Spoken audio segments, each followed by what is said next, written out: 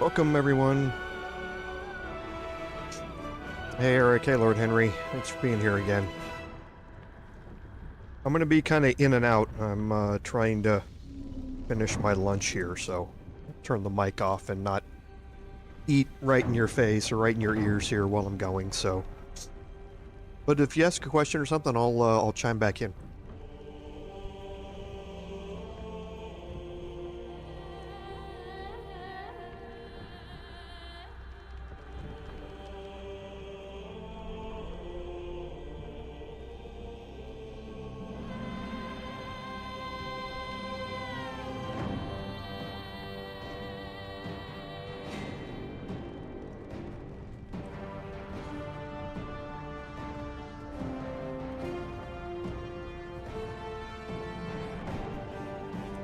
Well, no spoilers, Eric, but your Dark Urge Paladin's about to have some fun there in Moonrise.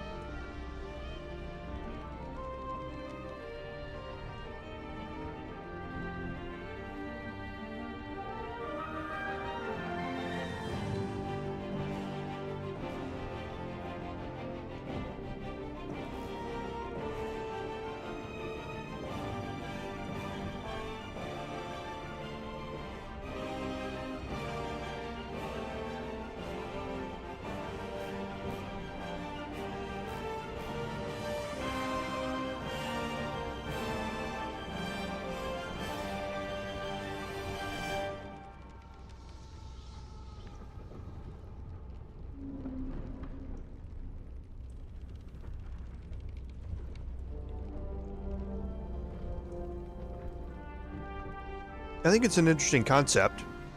You know, I mean, they obviously did it as a way to make it blatantly obvious that with D&D you can play as evil aligned characters. So having a background and storyline and interactions that are entirely based around that interaction, I think, was a very interesting way for Larian to kind of popularize or publicize that type of playing, when you know that, you know, almost everyone is not going to play as evil alignment in whatever they do, but yeah, I think it was a very interesting way for Larian to go, hey, just in case y'all don't know or you don't think about it, there is this other way of playing this game here that might be interesting, because after all, it is a video game. It's not like real life, where you're making those types of choices. But yeah, it's very interesting in a game that's otherwise fairly alignment free, that they've chosen that particular mechanic to popularize it. And yeah, Eric, I find the same thing. For watching a lot of other content creators who have played Dark Urge, I find that most of them actually don't play it as full evil, which is also rather interesting. I'd be real anxious to kind of know what everyone's, if you could somehow take a poll of everybody, or Larian could somehow analyze the gameplay and find out what percentage of people who played as Dark Urge ended up, and not trying not to get into spoilers, but ended up not following through with all of it, or get to the very end of that with the encounter with what the Dark Urge is all about and actually betrayed that. I'd be very interested.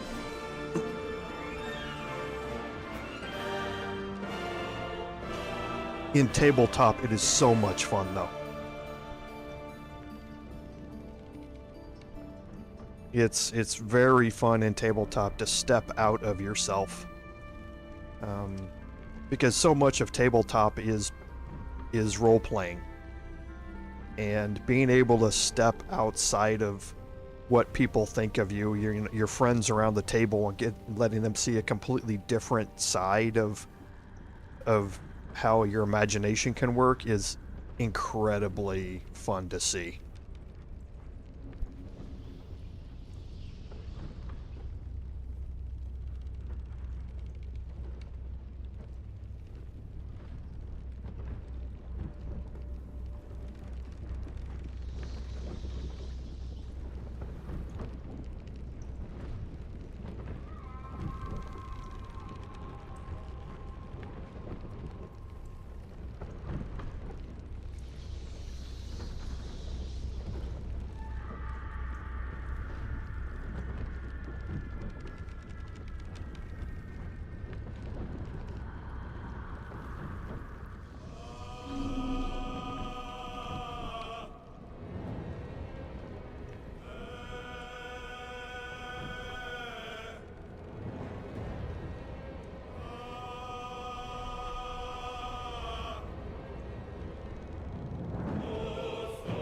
Yeah, that's exactly it, Eric. I mean, those type of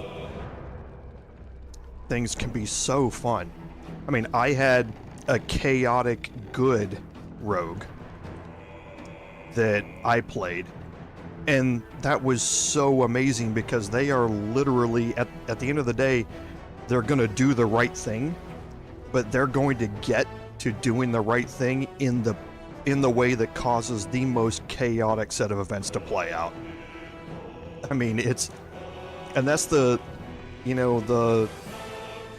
things that really let your imagination start to go.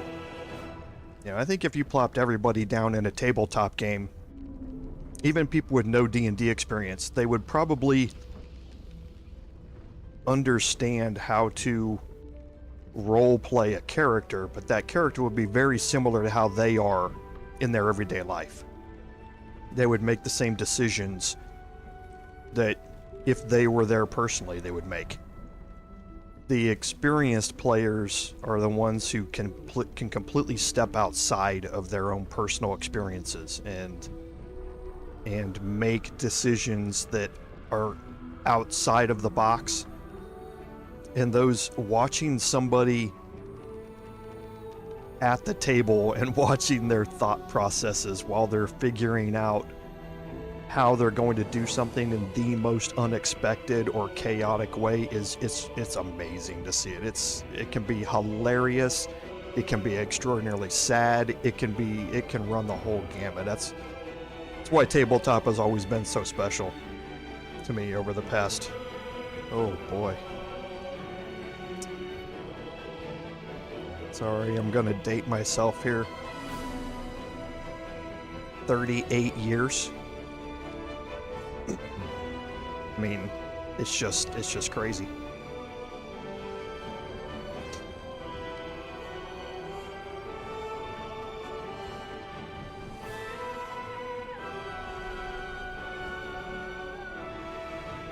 Yeah, it's very, very true, Rick. It takes work to step outside of your own body. It really does.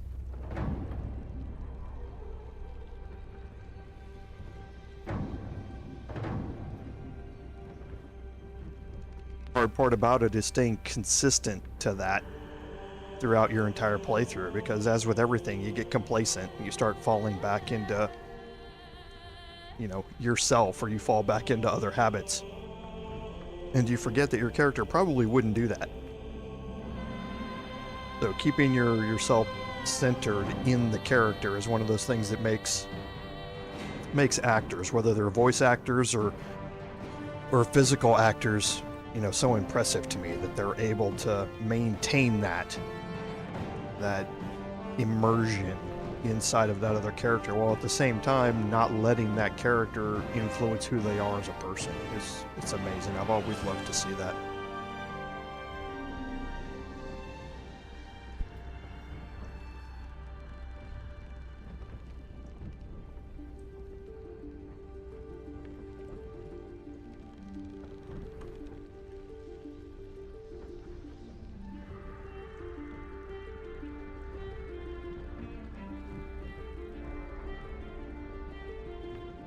Okay, done with lunch. If I didn't eat anything, you didn't hear me chomping or swallowing on the mic.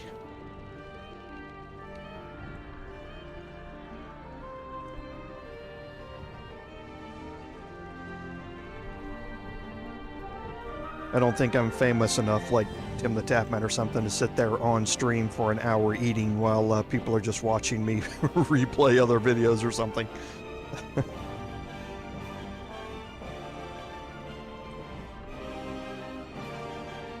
Oh yeah, then you have a huge advantage, Eric. Yeah, I did forensics, debate and forensics when I was much, much younger. And that gave me a lot of that.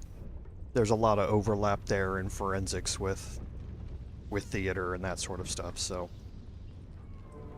that was always a big benefit to me as well in tabletop.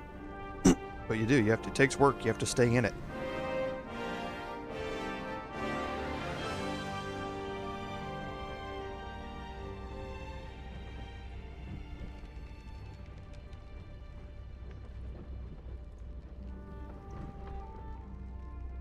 And you have to have the right DM as well.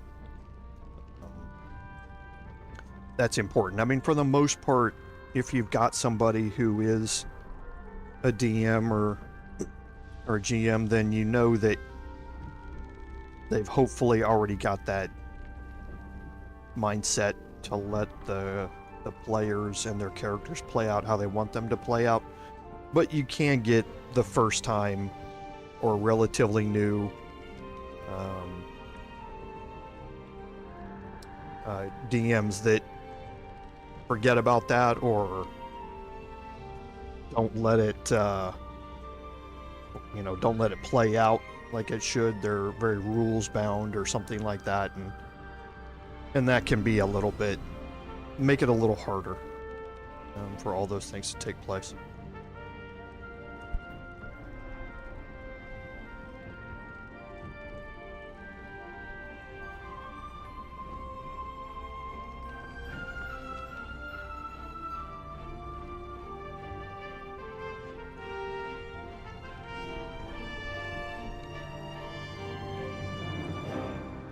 Welcome everybody who's shown up here while we've been chatting. I certainly appreciate you being here.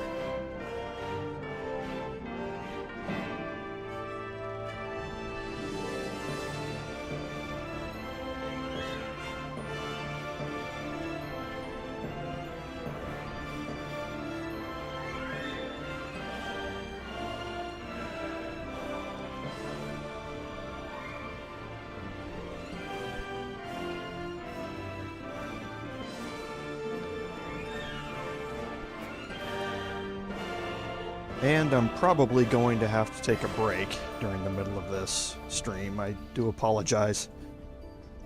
I grabbed some lunch and my one vice is Dr. Pepper, and having it, I know I'm gonna probably need to step away here at some point in the stream, but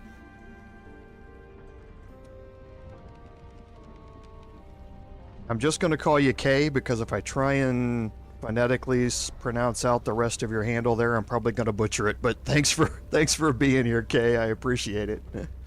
Demangalaire is how I would come up with it, but have no idea if that's right or not, so I'll just call you Kay. But thank you for being here. I appreciate it.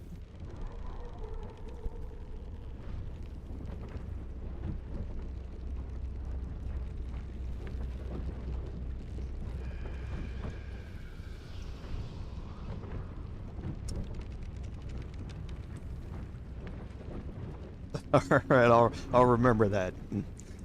Alright, I think we'll go ahead and get started here then.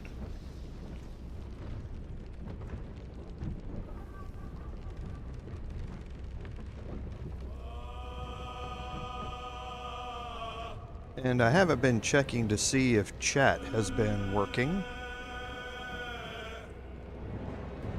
but we'll see. If it doesn't, I'll turn it off.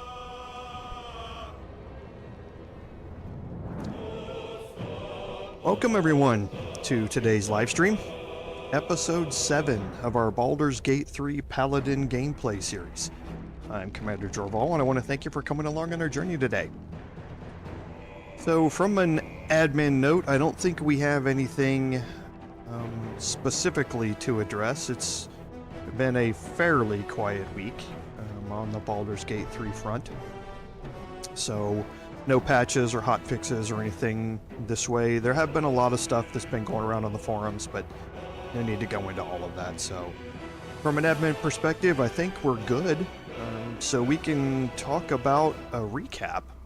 So at the end of last week, we left off having cleared out the upper areas of the Blighted Village, and we headed into the underground areas of the Blighted Village and started exploring those. And we finished up the Whispering Depths, and we picked up the key gem that was down there, the Sapphire, and we read all the notes down there, and then we headed off toward the Necromancer's cave, and we cleared the undead out of that, and we're now getting ready to enter the Necromancer's lair itself. And without prolonging it any farther, we'll go ahead without prolonging it any further, we'll go ahead and step in here, and we'll explore that. And this is, like I'd said during last week on this live stream, that this is kind of the way that Larian intended you to play it, because all of the clues to entering into the Necromancer's lair itself are hidden in the Whispering Depths. And if you go there first, then you learn how to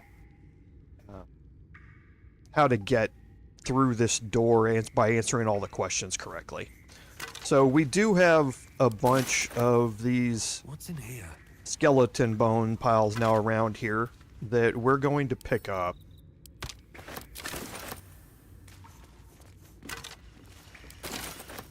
Now that all of that portion of it is done, and we're going to read the Dark Journal here. Looks like it's probably hidden underneath those, so I'll just pick it up and then I'll go read it. That might be worth a look. Oh, I didn't know that I hadn't found that yet.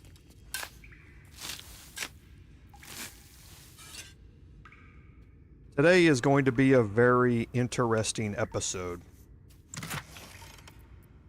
for everyone, and like I say, I'm not going to spoil anything, but I think it's going to be real fun, so I appreciate everybody being here.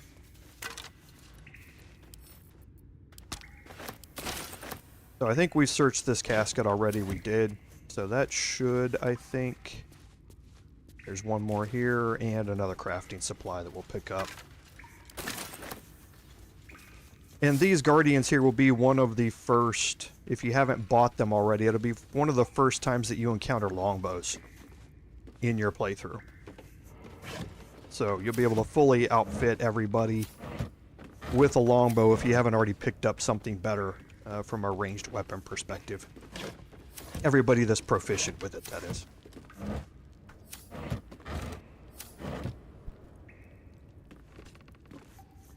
Hey, Astamura, thanks for being here. Thank you for being here for both. Okay, so now we're going to interact with the mirror here. Speak your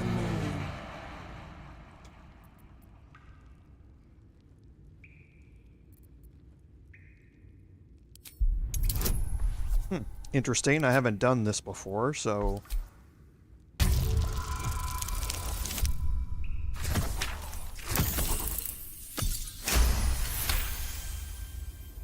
The magic is old and wavering, but you recognize it. The mirror is a thinking lock, hiding some secret. The face is crafted to be pleasing, but the personality is just a reflection of the wizard that created it. Speak your name. Okay, interesting. I do not know this name. If you are known to my master, step forward and declare yourself an ally.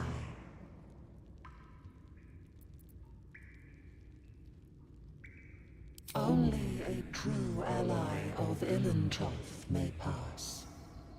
What think you of the Zolkir known as Zastan?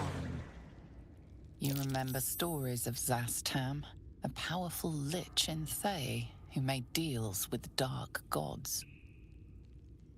Okay, so the intelligence check there gave you the answer to this, but you also learned from the journal in the Whispering Depths that the wizard here was fleeing Thay to get away from persecution. So anybody who's there is probably not anybody he wants to have dealings with. You are no Zolkir, but are you wise? Tell me, why might one use balsam ointment? Okay, so for here, you get the answer to this, and I guess we didn't read the journal upstairs for balsam, but you can get the answer to this upstairs by reading the apothecary journal. Acceptable. Finally. If you could see anything in me, what would it be? And this also comes from reading the journal down there, in that basically the wizard was looking to extend his life and to be able to raise the dead or experiment on the dead to be able to extend his own life. So he wanted to live forever.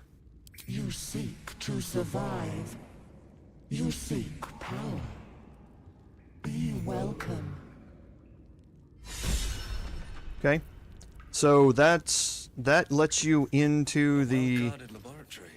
What were they hiding down here? Necromancer's laboratory here. And we can go ahead and do some searching down here. And just holding Alt as you move around. Something good here, I hope. The bottle racks don't have anything in them. So now you come up to this room here.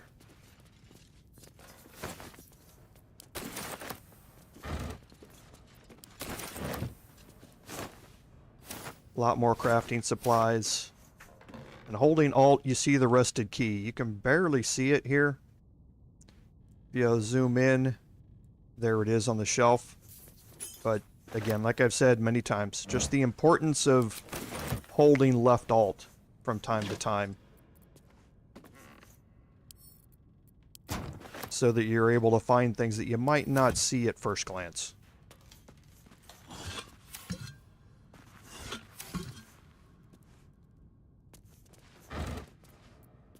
And all of these, if you don't know, are crafting supplies. Whoops, I need to take all of those. And then you can hit the lever here. And this takes you back into the underground area that we found previously. Oh, and there was a I'll take painting that we didn't take.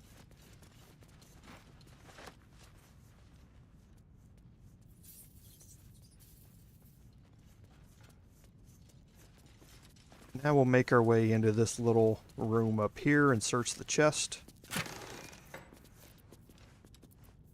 Chromatic Orb, I do like that spell.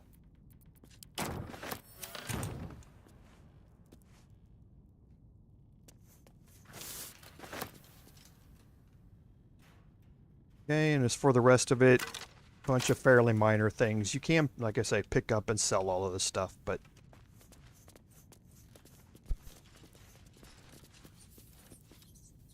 so we do have some books, and you can search the stacks to see if there are any more. An antidote on the shelf, don't forget to take that.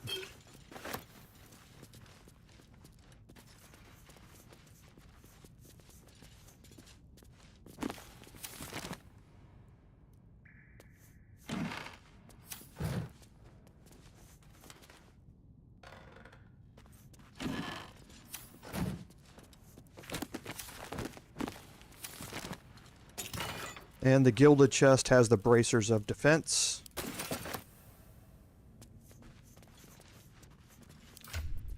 Now, while we're here, the bracers of defense are rare clothing. They're not armor.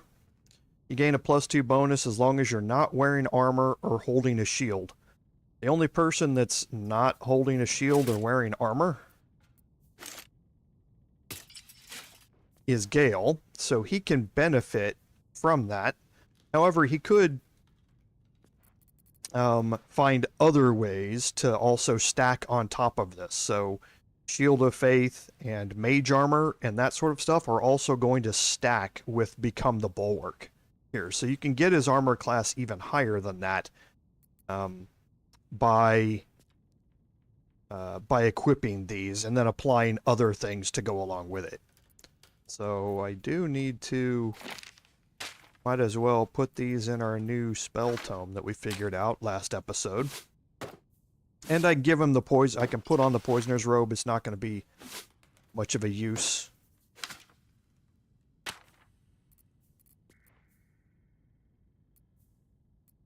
Detect Thoughts, no, I want Detect Thoughts here. Okay. And now we can search this center table here. There are some research notes. Seems simple enough. And again, you can see some of the experiments that have been happening with trying to raise the dead and getting down to True Resurrection. That's actually a spell, True Resurrection. So Revivify and then True Resurrection, that brings you back from the dead with your full hit points and spell slots and everything. So very powerful, higher level spell. But that's obviously beyond the capabilities that the wizard has. So I'm going to pick up the Basilisk Oil. We have some other no rest for the wicked, I see. Rolls here.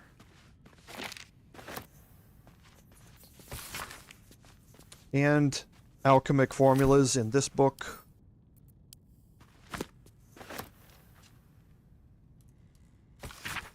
And talks about Moonhaven. This is the village of Moonhaven, if you weren't aware of that. That we're in. The Blighted Village is the former village of Moonhaven.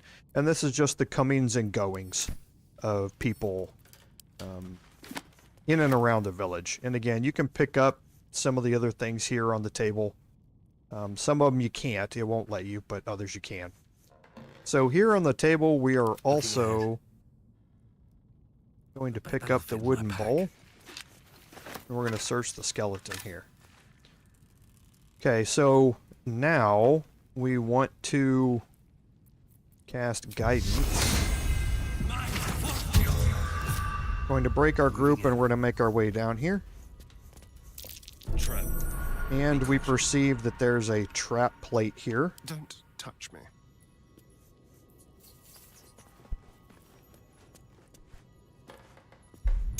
That's obviously for Astarion.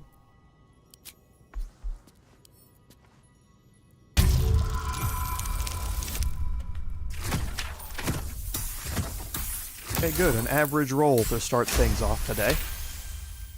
So maybe we'll be okay today. What to do?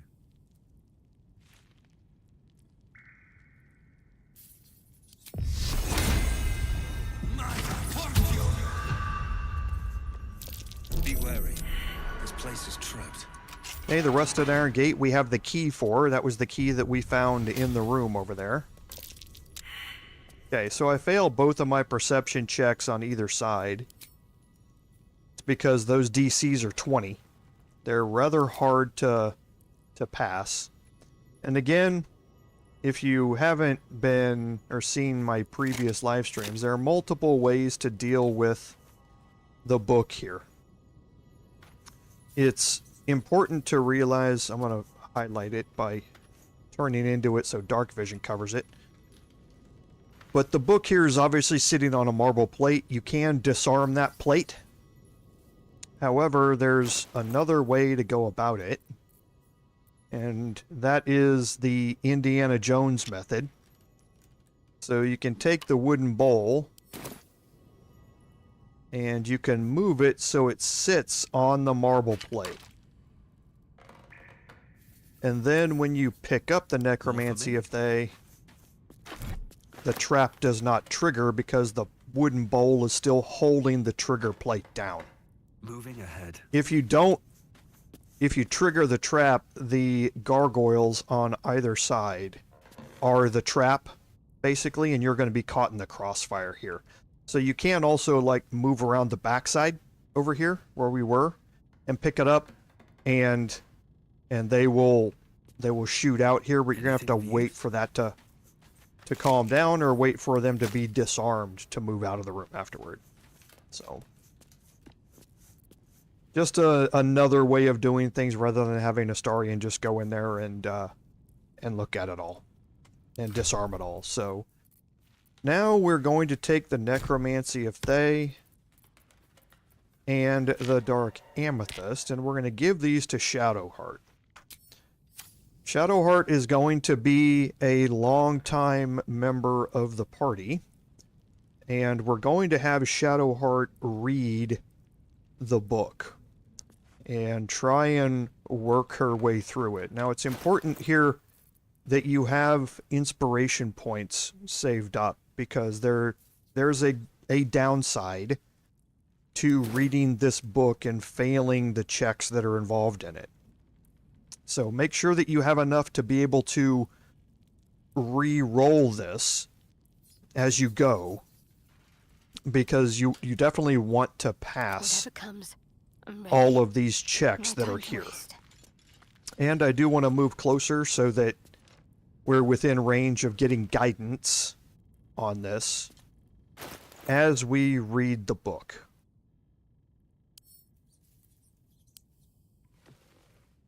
The book is locked tight with no visible keyhole, only an oval recess in the cover's mouth.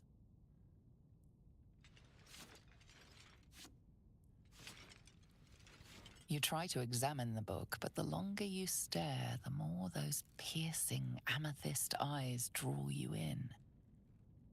You feel the darkness radiating from the book. It's delicious. That looks terribly heavy. Why don't you let me carry it for you?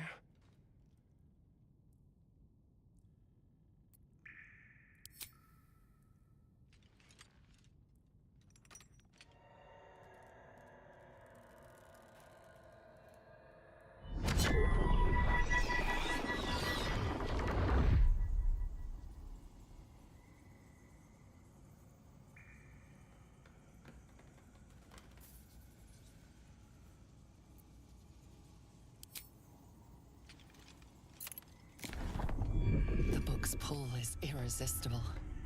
You feel changed, bettered for having opened it. Suddenly you are capable of anything. Felling mountains, darkening suns, conversing with the dead. Glyphs shift gently before your eyes. Words slip into your mind, onto your lips, forming words you don't understand. And something is trying to reply. Okay, so you got your first saving throw here, which is a wisdom saving throw, which is good for Shadowheart because she has a +4 to her wisdom skill and proficiency in it. We can also add in resistance, and it wasn't guidance I wanted to be within, it's for resistance, which gives you a 1d4 bonus on your saving throws.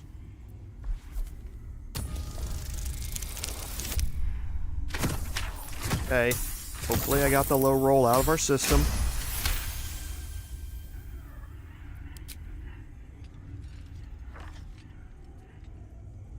The symbols dart beneath your eyes, warping and twisting. Your head throbs, but you almost understand. Okay, so our next saving throw here, again, wisdom. The DC now goes up to 15. We have a 7 to 10 bonus here. Okay.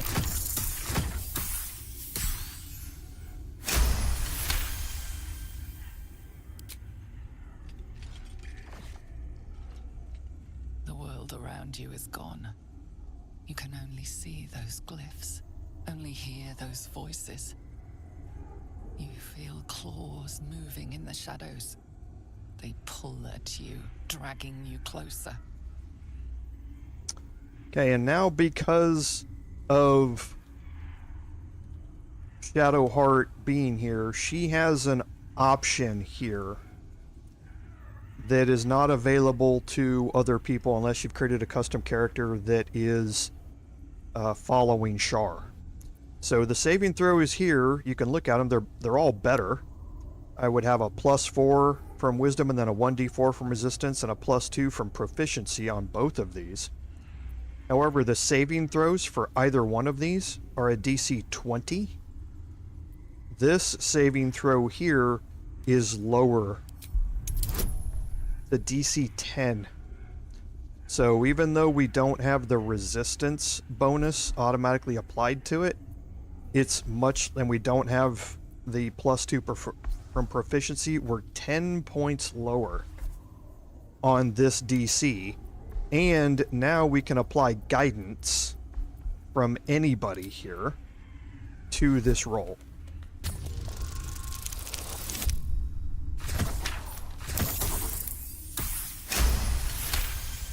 Okay, so that third and final check is going to be substantially more difficult for anybody other than Shadowheart or a custom character that's a cleric of Shar.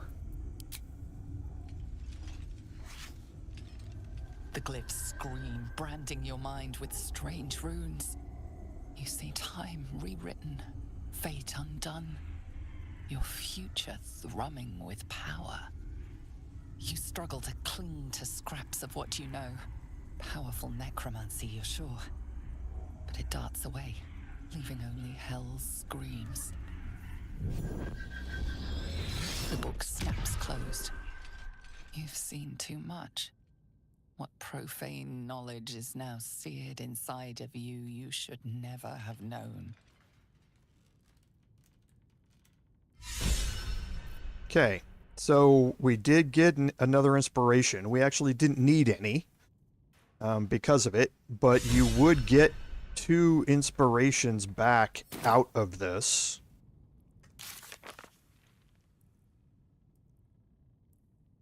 You would get these 2 inspirations back. If Gale's in your party anyway, you would get both of them back.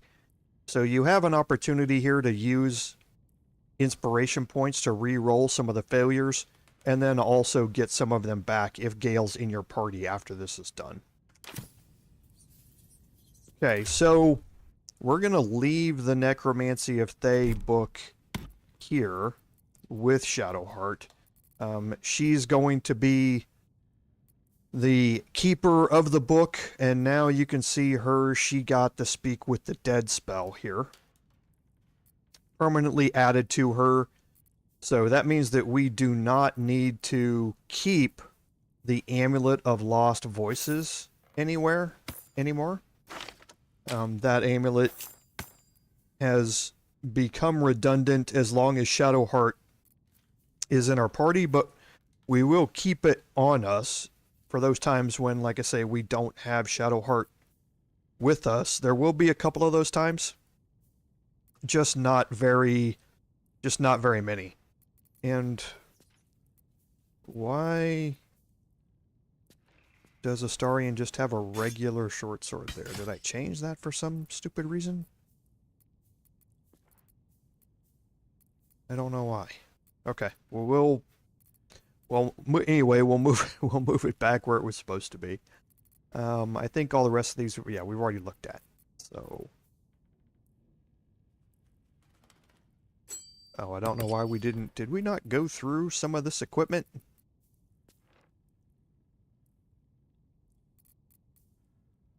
I thought we had gone through everything.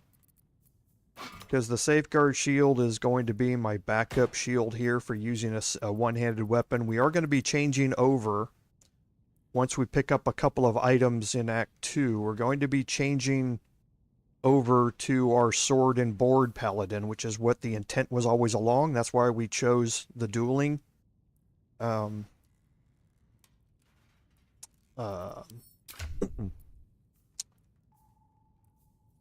feature here when we were doing our level ups is because we want to have a one-handed weapon and a shield to be able to deal 2 additional damage. Just right now, none of the weapons that we have are going to be able to compare to the Everburn blade.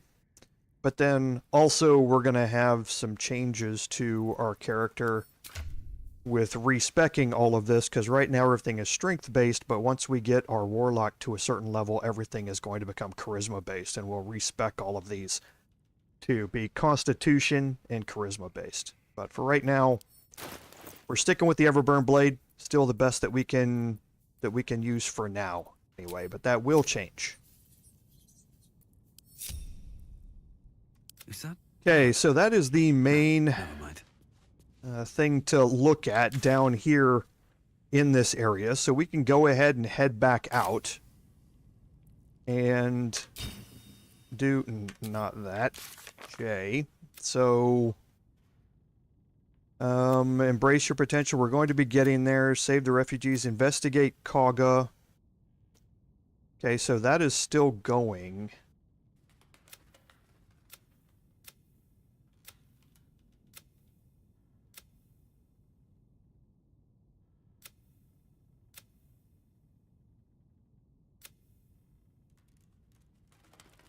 Okay, again, I'm just looking to see, like we talked about last stream,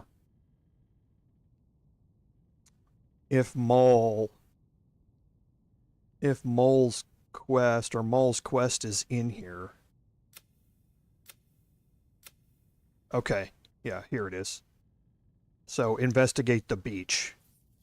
So we're gonna go back and talk to Swift as my Mole feet can before carry me. we talk to Zevlor.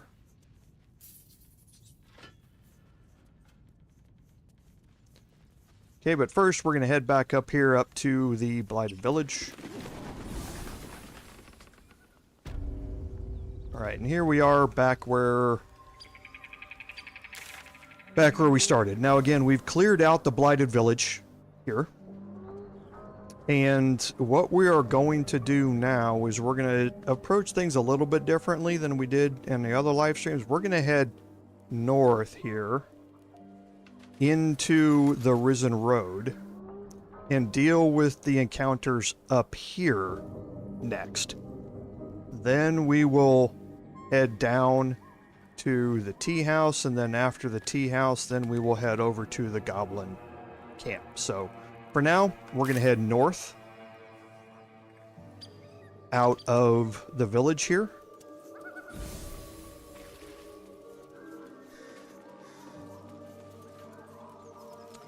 And I do want to see where our action economy is. Okay, so we're going to have to take a long rest here pretty quick, but that's fortuitous. Once we get up here closer to the bridge, or crossing the bridge, we're going to take care of a couple of things up here, and then we're going to take our long rest because we need to swap out one of our party members anyway.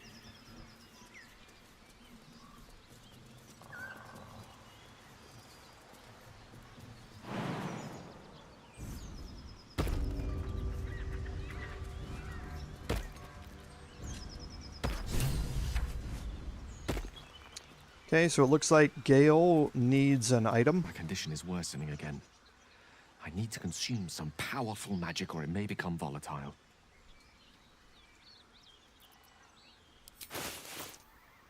Okay, so looking through what we've got here.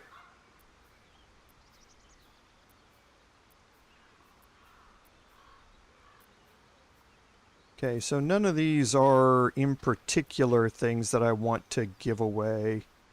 The Spider Step boots out of all of them, or Chimera's Locket, are two of them that I could probably get rid of.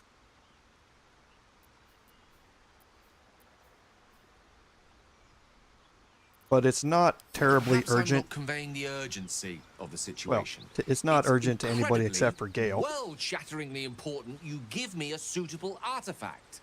Please.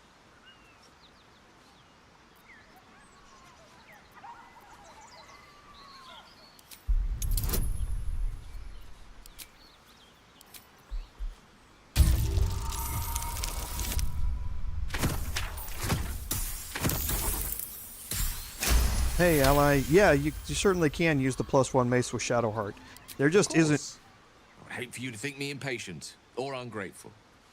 I shall persevere. For now. There's just not a pressing urgency for it at this exact second. To give anybody anything in particular. I'm going to be heading back to the Grove here in a second to sell off items and to get everything ready to take a long rest.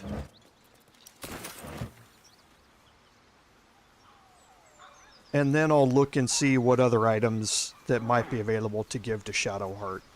Or to give to my Paladin. So that I could swap that mace over to Shadowheart. Okay, a potion of glorious vaulting. No much Druid symbols on their equipment. An interesting pair. Okay, so again, another Harper stash here, basically. Okay, so what I'm going to do here is head back up. We're gonna have a couple of fights here.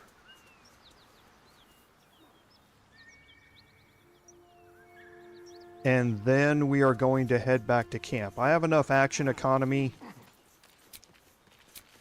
to be able to get through these, I believe. Actually, I really don't.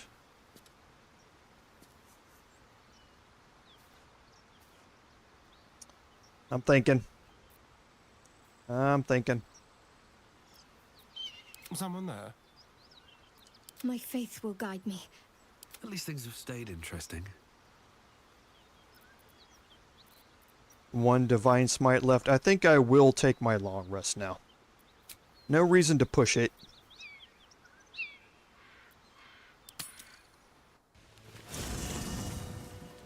Hey, Sarah, hi, welcome to the stream. Thank you for being here.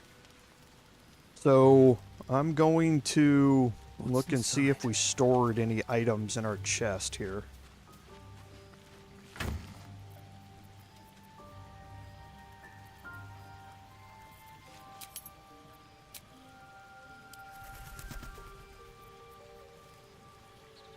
Oh, okay. So I didn't pull out these two items. So, might as well get these out and you'll kind of see what they are. Okay, so we have the Cup of Curing, but I don't want to get rid of that. I want to keep that. Okay, so we don't have any items in here, particularly. Breathe deep and move. So, what did we just pick up? So, the Bewildering Adventurers pack is this is part of the Digital Deluxe Edition. It comes with some potions here. And it also comes with some...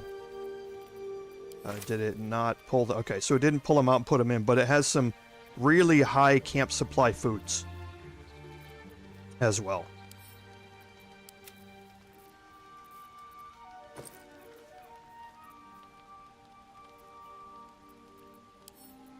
And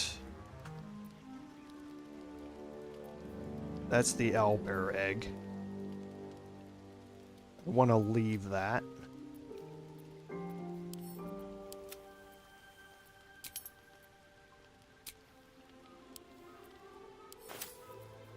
Okay. And then the Procure Your Clothing set. This has 4 unique items in it. The Needle of the Outlaw Rogue is just a dagger. It's a light finesse dagger that looks kind of cool, but it's just a dagger. It's 1d4, nothing special about it. The Bicorn of the Sea Beast is just a cool hat that you can wear, but it doesn't give you anything. It's a piece of clothing. The Loot of the Merryweather Bard. And I don't have, I'm definitely going to keep this. I didn't need to pull it out of there to send it to my camp. just a specialized loot for a bard type character. And then the Cape of the Red Prince. This is your first introduction to capes. It's just a visual item. Nothing else special about it. So, but those all come with the digital deluxe edition. So we are going to have to give up an item. I could probably go try and buy one, but let's get our conversations done here first. We'll reorganize our party. And then I should have gone to... I shouldn't have taken a long rest. Yep, I shouldn't have taken a long rest. I should have gone to the Druid's Grove first and sold and see if I could buy a throwaway item for Gale to consume. And then I should have come here afterwards to take a long rest and change the party up and remove Gale from the party. As it is, I'm going to have to do this, go to the Druid's Grove, buy something, come back here, and remove Gale from the party at that point. Because you don't want him sitting here in this condition for very long, because bad things will happen. There you are. I was just thinking about you, and that delicious moment we shared the other night. Hey, Carl and Jerry, thanks for being here. The very same. I've had this condition for 2 centuries, but truth be told, you were my first. In all these years, I've only ever fed on beasts. Drinking the blood of thinking creatures is a different thing entirely. You were delectable. And now I can't help but wonder how the others taste.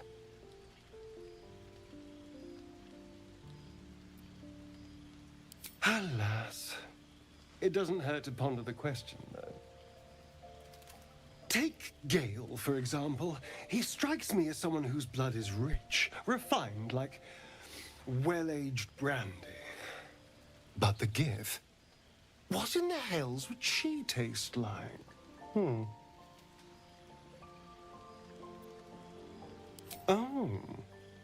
Well, that sounds very appealing. I'm almost convinced.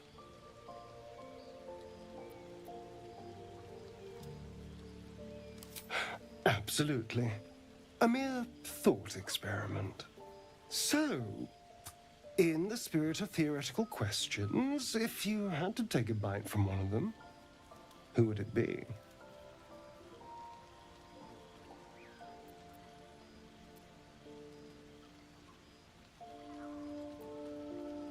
A fine choice. She is enticing. Although, the more I think on it, the hungrier I get. I better go find something I can actually get my teeth into. There's nothing that tasty lurking out in the woods, but I'll make do. Sweet dreams. Okay, so we'll talk to him again. What can I do for you, my friend? And no new conversations. I want to have a word. Speak. Nothing new for Lae'zel. Well met. Nothing new for Wyll. And we already know what's going on with Gale. We'll come back and talk to him. Okay, so we're going to take our long rest. Here we go. We're gonna go over to the... Okay, so I don't want to use the raspberries. Let's split that. So there's 40.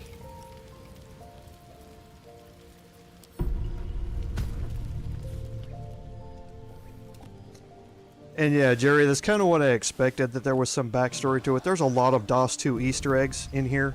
A lot of them with paintings that you'll find on the walls and that sort of stuff. And there's the cape. Now you can see what it looks like. So, cosmetic item. at this point. But yeah, still fairly cool looking. So now we're going to leave camp, and we're going to... I didn't need to leave camp. I could have fast traveled directly from there. We're going to go to the Emerald Grove and see if we can't just pick up an item for Gale. Because I would prefer not to give any of the ones that I have currently on me. As soon as we do this, we'll head back to camp. We won't take a long rest, but we'll head back to camp and swap Gale out.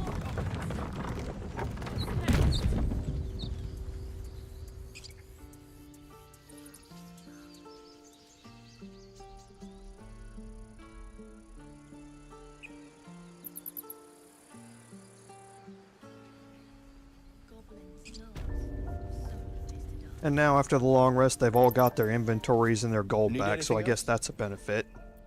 Of course. But please, remember, you're not the only one in need.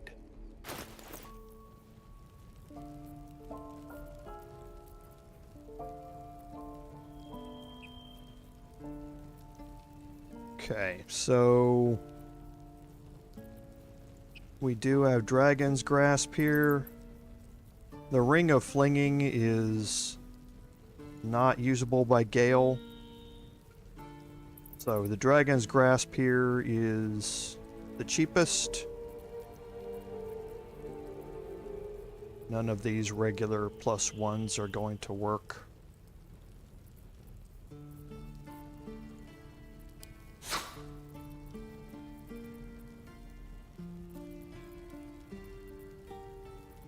Okay, so yeah, let's just pick up Dragon's Grasp here. And then we will go through and sell off the rest of our unneeded items here. And we're going to be careful as we're going through here.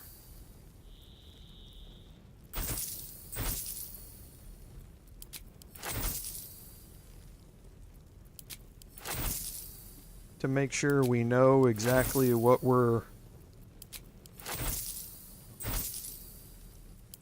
selling here and we don't accidentally sell something that we don't want to. Okay, the research notes and the blueprint and the ritual diagram, none of that matters. That shield doesn't matter.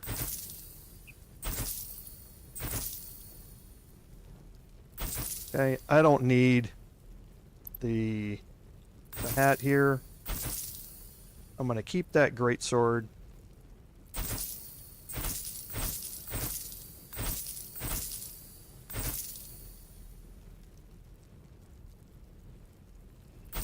We'll keep that mace.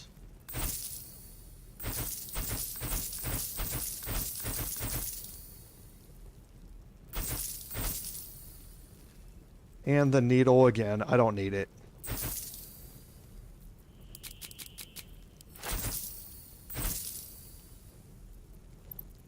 Okay, the rest of that we'll keep. And then here...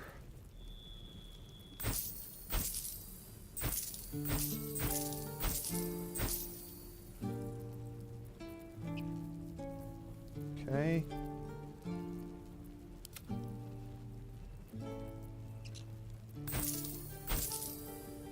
And that's fine. Okay, any potions here in particular?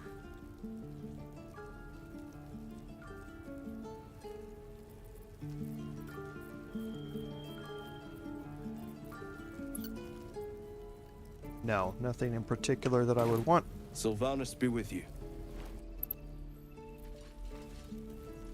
Let's go check Damon here, or Daman, or Damon. I always pronounce it one way. Karlach pronounces it a different way.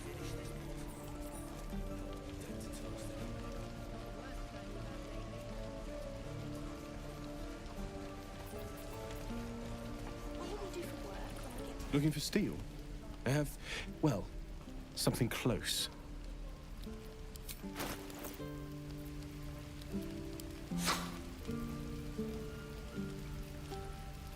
Okay, looks like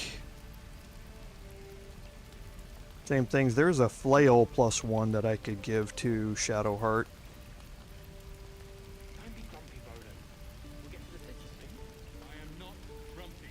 Scowl on your face if you find the troll. And it's kind of interesting. It's fairly cheap. So we'll sell that mace.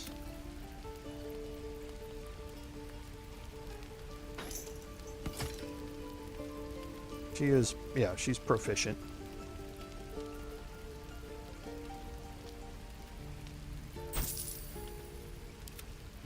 Okay, and again, I think that's it. I'm wondering why the Watcher's Guide didn't show up in the list of items to give to Gale when we were looking at it previously, because I would have gotten rid of the Watcher's Guide. Did it, and I just missed it? And no potions or anything, no. Gale mail +1. Okay. How long until Roland shows off his thunder? So now let's talk to Gale. Depends. What's on your mind? Apart from finding me an artifact to consume, which I assume you're pursuing with the appropriate urgency. That is most gratifying to hear. May I? Oh, because I didn't scroll down to the other... That's why. It's good that they broke things up by character. I just didn't snap to that last time, or else I probably would have gotten rid of the Watcher's Guide instead of buying Dragon's Grasp, but it doesn't matter. I can give him that. Thank you.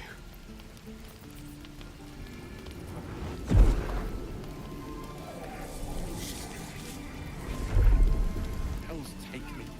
What I wouldn't do for best tools. It is a strange experience. Each time anew. I come. Lost soul is spelunking through the darkness that is me, only to be sacrificed on the dread altar of the heart.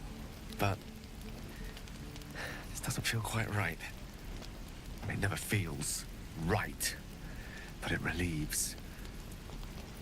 This doesn't relieve. Oh.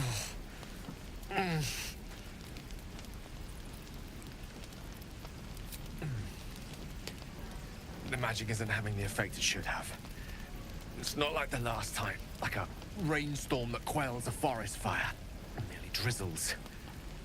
The embers still sizzle, the fire remains undefeated. I'm not certain what's going on, but nothing good. Please, I need to think.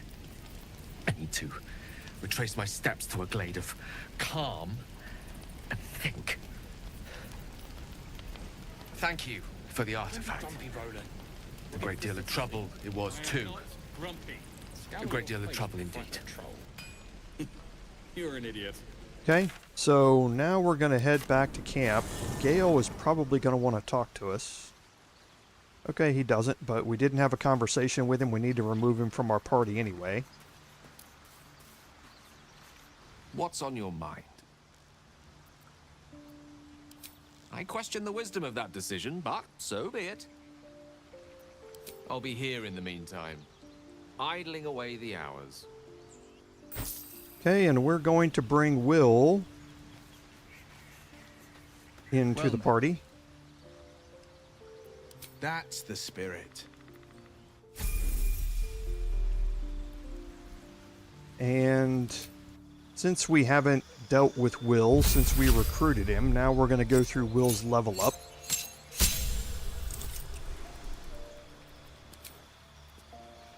Okay, so for his spell, the same way that I always like to spec out Wyll is with Hex. It's just straight additional bonus damage. For his first set of Eldritch invocations, Agonizing Blast is a no-brainer. Since Wyll is not going to be a main character in our party all of the time, I'm going to skip Devil's Sight and instead go with Repelling Blast. And I don't know as if I want to change out... Oops.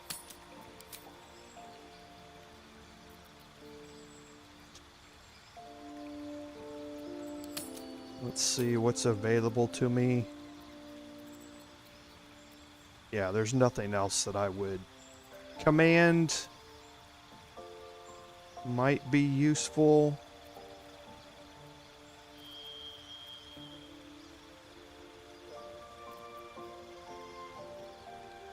I'm just thinking about if I want to do this long term or if I want to... Yeah, because I can swap this back out.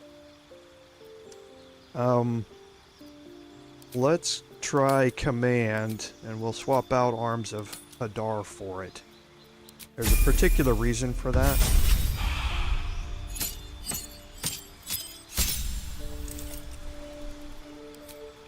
Okay, so for his second level spells, Cloud of Daggers is what I want to utilize with him.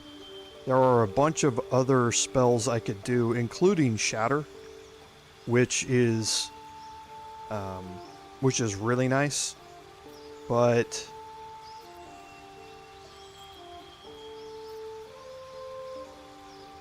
actually, because I'm thinking of Wyll just for a couple of encounters here.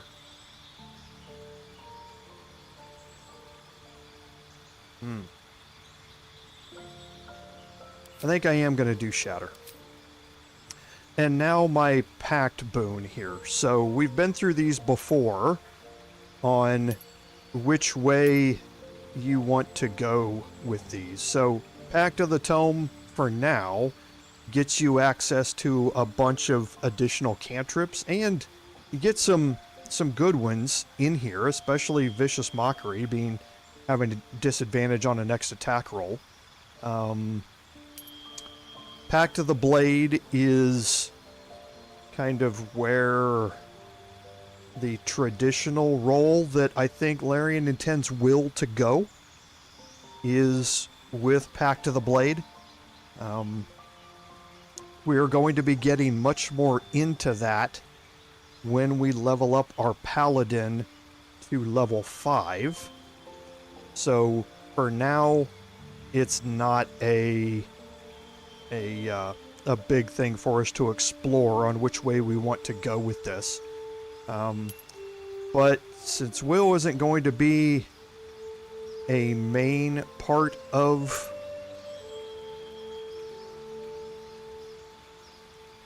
what we're doing here, I can always respec him, so it doesn't really matter. I'm going to go with Pact of the Tome for now.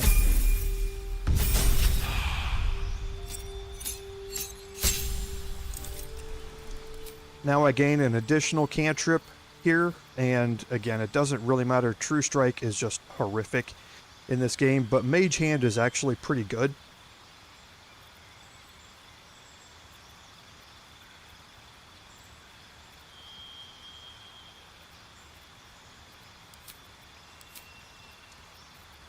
And for my second spell here, I'm going to pick Scorching Ray. And for the feat,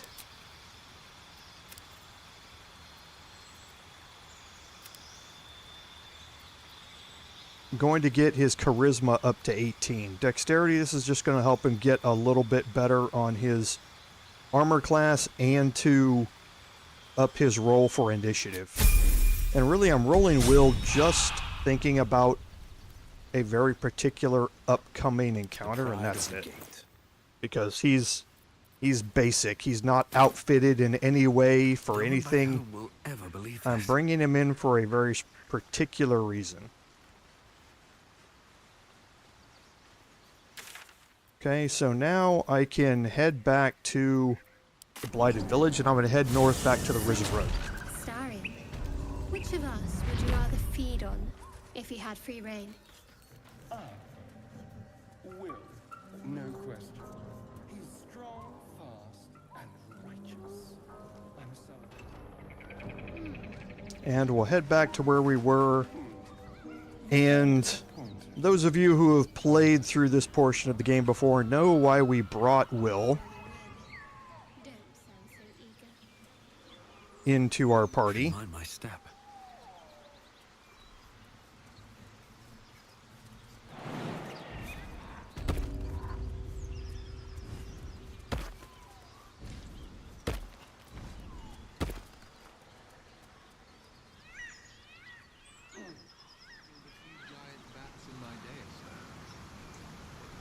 And we want to go have this interaction first. We're going to pick up an item on the way.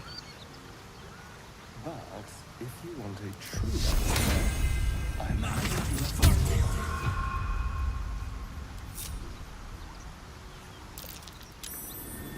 Curious.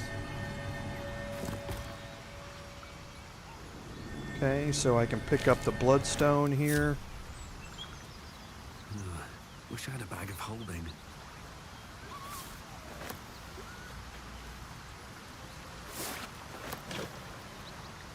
Okay, so you might hear some thunder going on. Looks like we're going to be getting some storms here where I'm at, so if you hear any thunder in the background, hopefully it won't get too annoying, but hopefully my internet or power doesn't flicker off.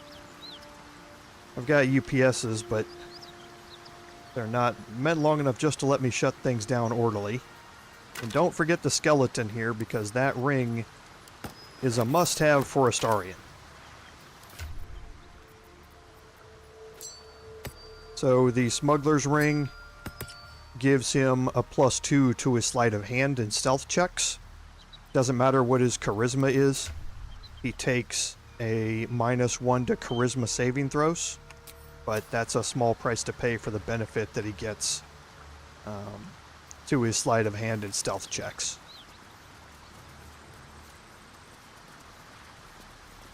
Okay, now here we're going to head up to the Tollhouse first.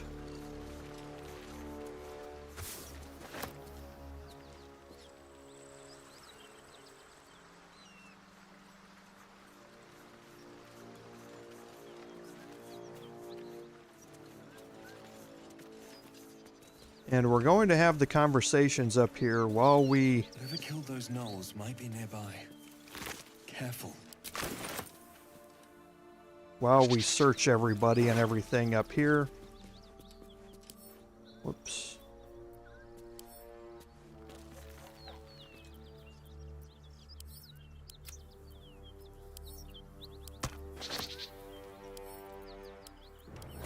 And I'm going to try to remember to add those to wares every time when I pick them up How anyway. is the rat diet going? It may soon come to an end if you don't shut your mouth. I love that interaction.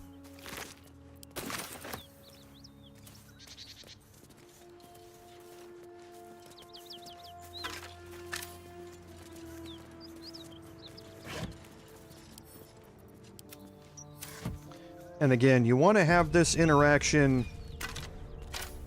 here first, because if you recruit Karlach into your party, even if she's not with you, they're going to realize that you've done it, and they're going to be immediately hostile. And you won't have the opportunity to trade with them or anything like that. So you want to go up here and talk to the people inside the Tollhouse before you go down and recruit Karlach. That worry? At ease, friend. You're welcome to rest here. Who's there? Please, keep your distance. You're welcome to shelter here, but we've grave injuries to tend to. A devil, the most deadly foe we've yet encountered. We are Paladins of Thay, Lord of Justice. He sent us after an infernal being, straight out of the Nine Hells, hiding in the form of a one-horned tiefling. One horn? Then you mean Karlach, Archdevil's bootlicker. You know her, which means you know what the Fiend is capable of. She slaughtered countless refugees fleeing the Absolute. Yesterday, she butchered an entire family without mercy. We were lucky to survive our encounter with her.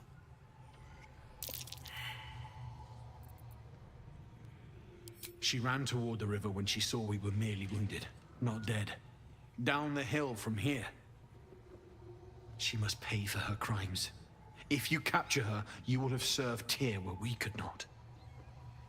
This is the sword of justice, blessed by Thay. I've wielded it since I swore my oath.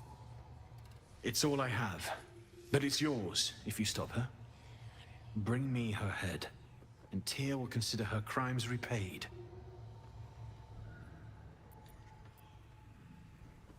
May the just God guide you. Okay, so we can go in here. Talk to Sorrel. Need any supplies? We've fewer mouths to feed now. 2.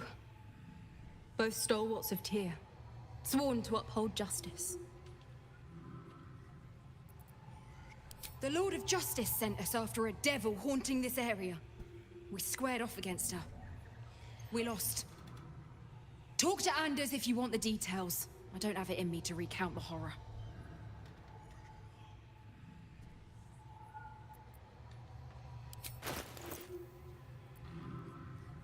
Okay, so again, looking at the various potions that we have. Nothing in particular here that I would need. We do have a couple of items.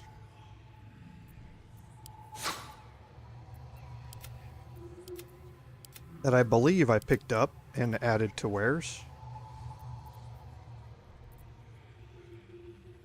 Did I not? In Tyr's name. Boy, am I just...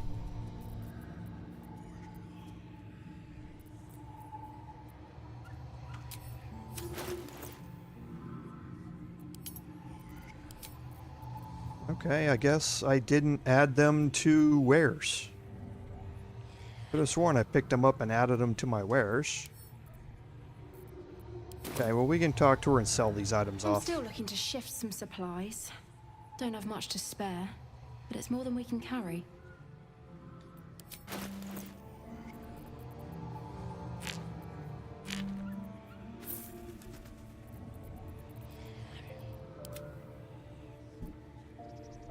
Oh, I was on barter.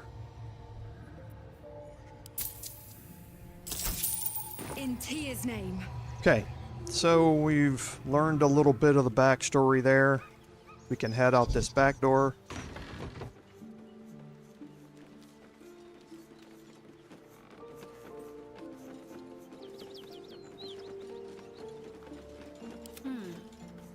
And Shadowheart can use her newly acquired Speak with the Dead spell.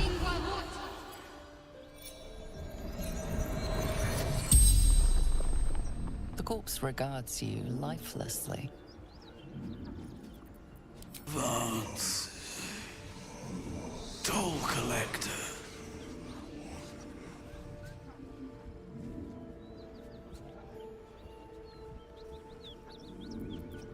Jumped. To escape. Broken.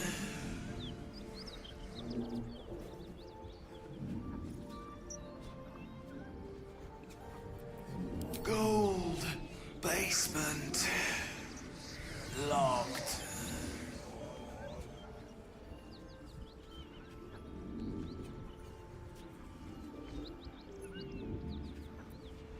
I fell. Dropped key.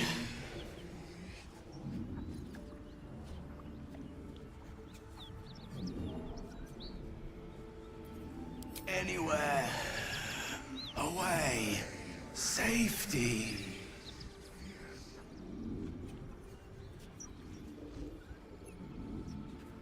The spell's power wanes.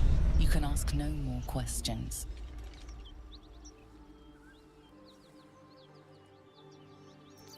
Okay, and you can search Vance here and take the gold. No one's stopped me yet. What path lies before me? Now we're going to head down here around the corner, and he said he dropped his key, and sure enough, there it is.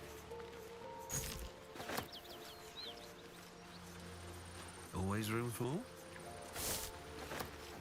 And you see our search area has now narrowed, and there is fan favorite Karlach.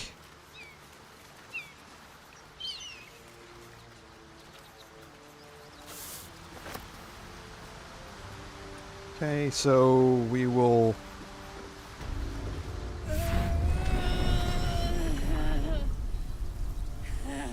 one horn. The stink of Avernus. Advocatus Diaboli.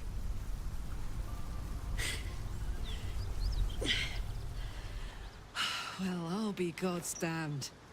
The Blade of Frontiers. Thought I'd shaken you for good. That'll teach me to underestimate you.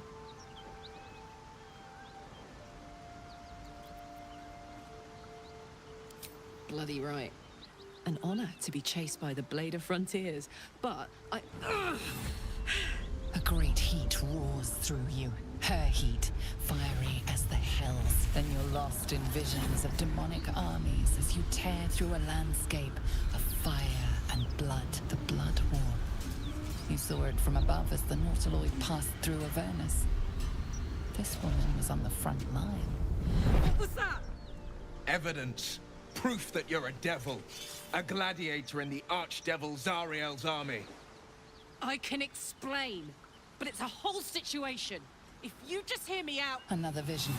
Karlach's blade raised, slicing through devils, Zariel's servants, as her eyes dart around, seeking escape. Her rage and desperation seep into you. She is a victim of the Blood War, not an agent of it. She's trying to trick us. Don't believe her lies. You saw the truth.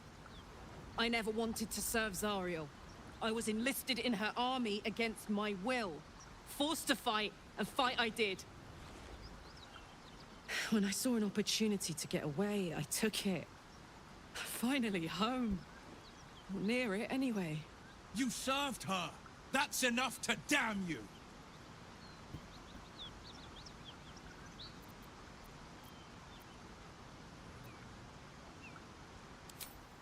It's done, Karlach. By my living soul, you will forever burn. You know, I could have used a friend. Pity that won't be you.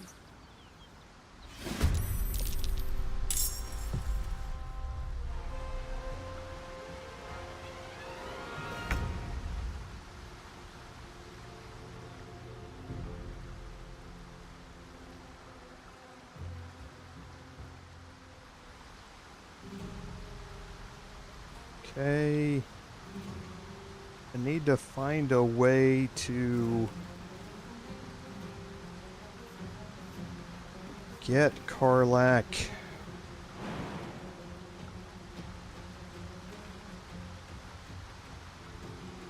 Let's move.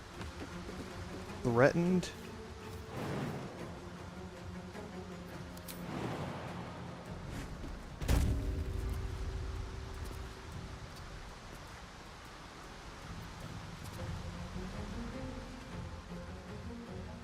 Need to stay focused.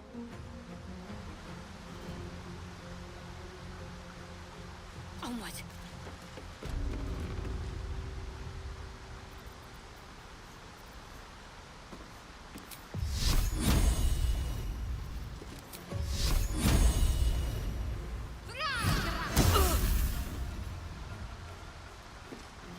Where do I go from here? And now... Let's have some fun.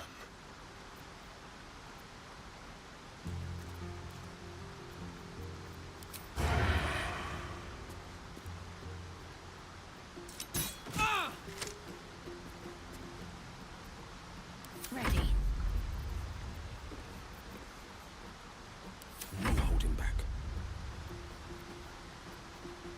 So here I'm probably...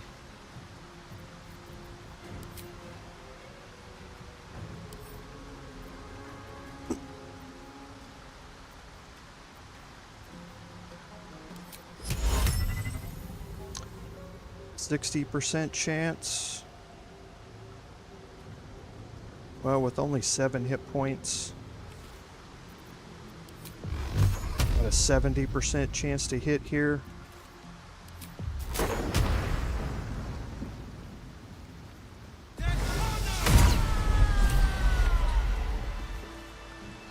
Okay.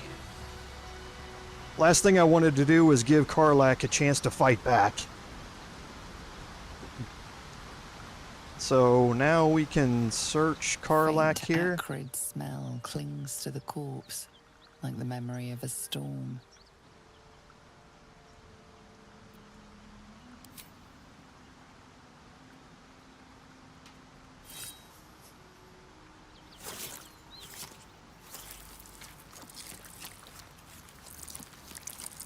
The head comes free with a sickening crunch.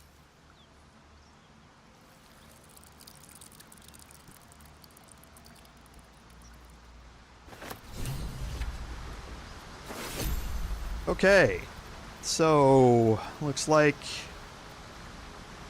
pick up some regular items here, and we can talk to Wyll. The devil is fallen. Hells, I should be celebrating, making toasts, roaring in victory. But I can't get the tadpole's visions out of my mind. Tell me we were right to strike Karlach down.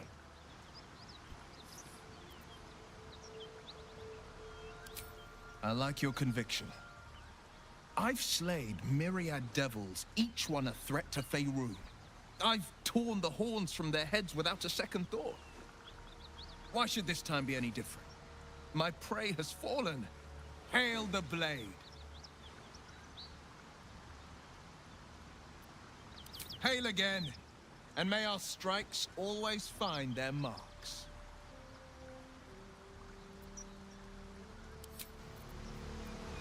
All right, so we do have some other things over here that we can pick up as well.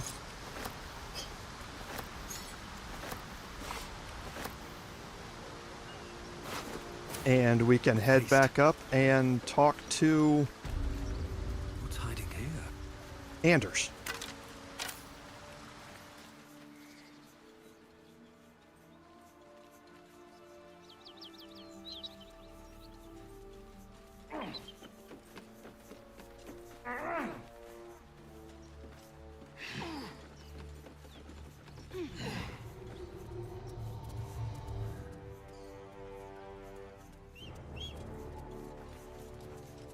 Well.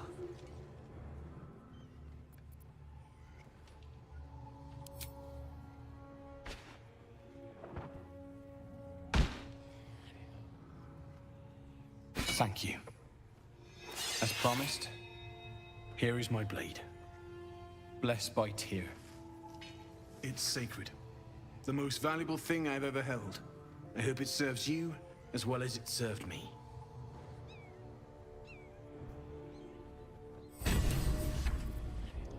Okay. So, I've been keeping that a secret for a while.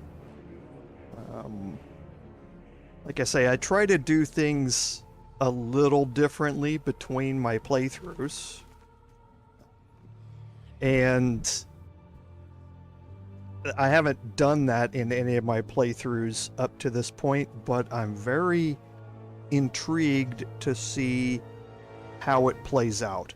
This isn't going to be the last time you're going to see something unexpected in this playthrough. I will tell you right now, I have, and I hope you can hear maybe the thunder coming through my mic, because this is, it was actually thundered really, really loudly when I when I killed Karlach. It was like somebody was trying to tell me something. It was kind of funny.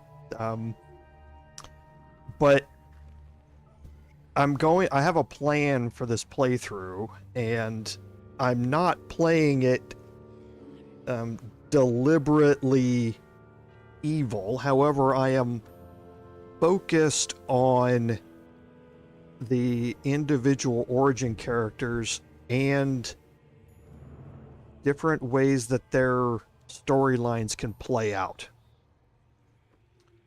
And I think it's important that you don't just see the same things every playthrough over and over again, because it's really not going to showcase all of the amazing things that Larian has done with this game.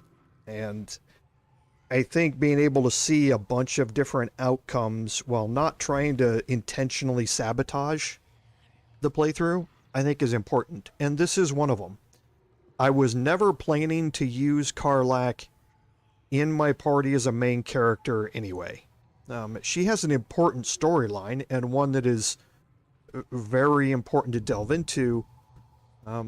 However, it was going to be a swap her in and out type of thing anyway, because I have a damage dealer. My Paladin is my frontline martial character. And while nothing prevents me from having two, Lae'zel or Karlach, both, or either or both in the party, I have my party pretty well set up as to how it's going to be.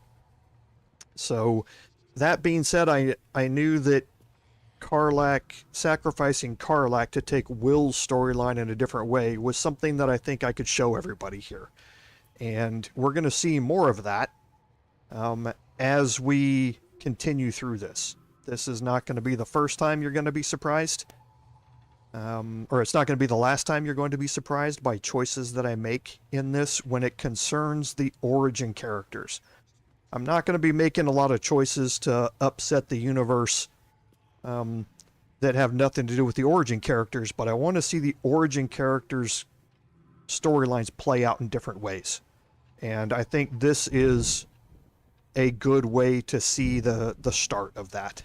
So, I know Karlach is a favorite of everybody because she has some of the best dialogue in the game, and I certainly appreciate that. However, you're going to have plenty of opportunities to see Karlach in other people's playthroughs, including my playthroughs. And being able to take this a different way, I think, is more important here. So welcome to having your mind blown. And I do like seeing the reactions in the chat as well. Because I knew what everyone was expecting, and I was happy to be able to take that in a different way.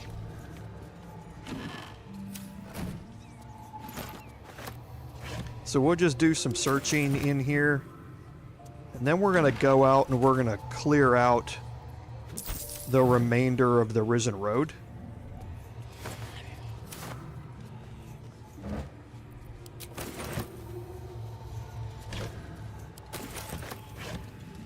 So just a bunch of fairly ordinary items that we'll be able to either send to our camp or sell in here.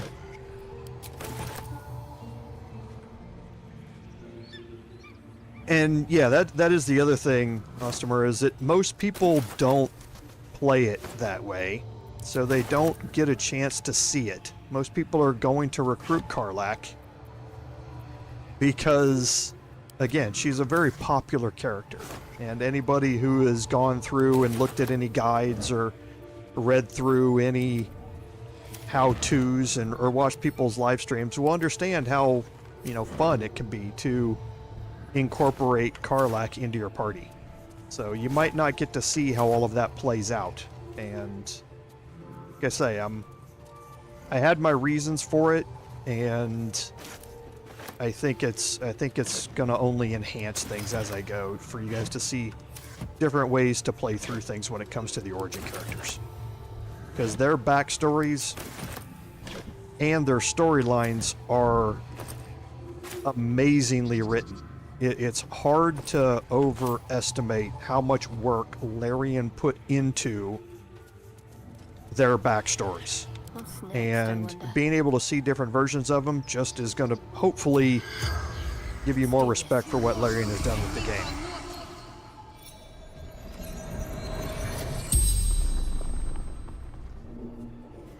The corpse regards you lifelessly. Infernal servant. So long I've forgotten why.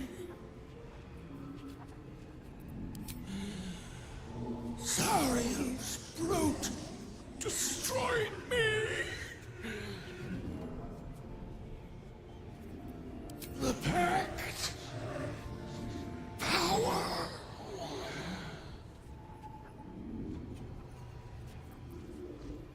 Fallen Lady Zariel.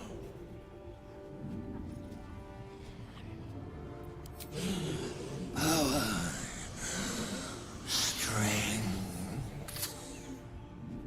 The spell's power wanes. You can ask no more questions.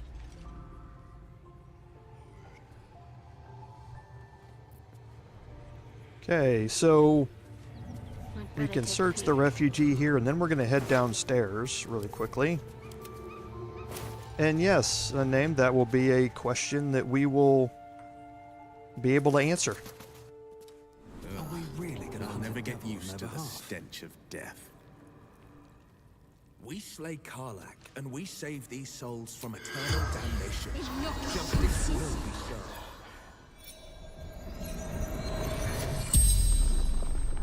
The corpse regards you lifelessly.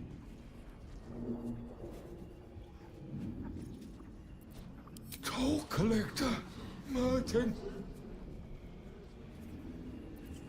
Goblins, laughing, cutting, hiding, frightened.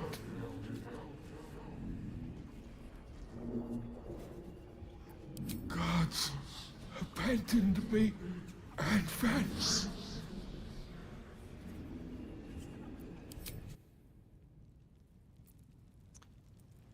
All right, so we can search him. Pete, no, I don't plan on playing it. That, Still breathing. like I say, I had unfortunate experiences with that game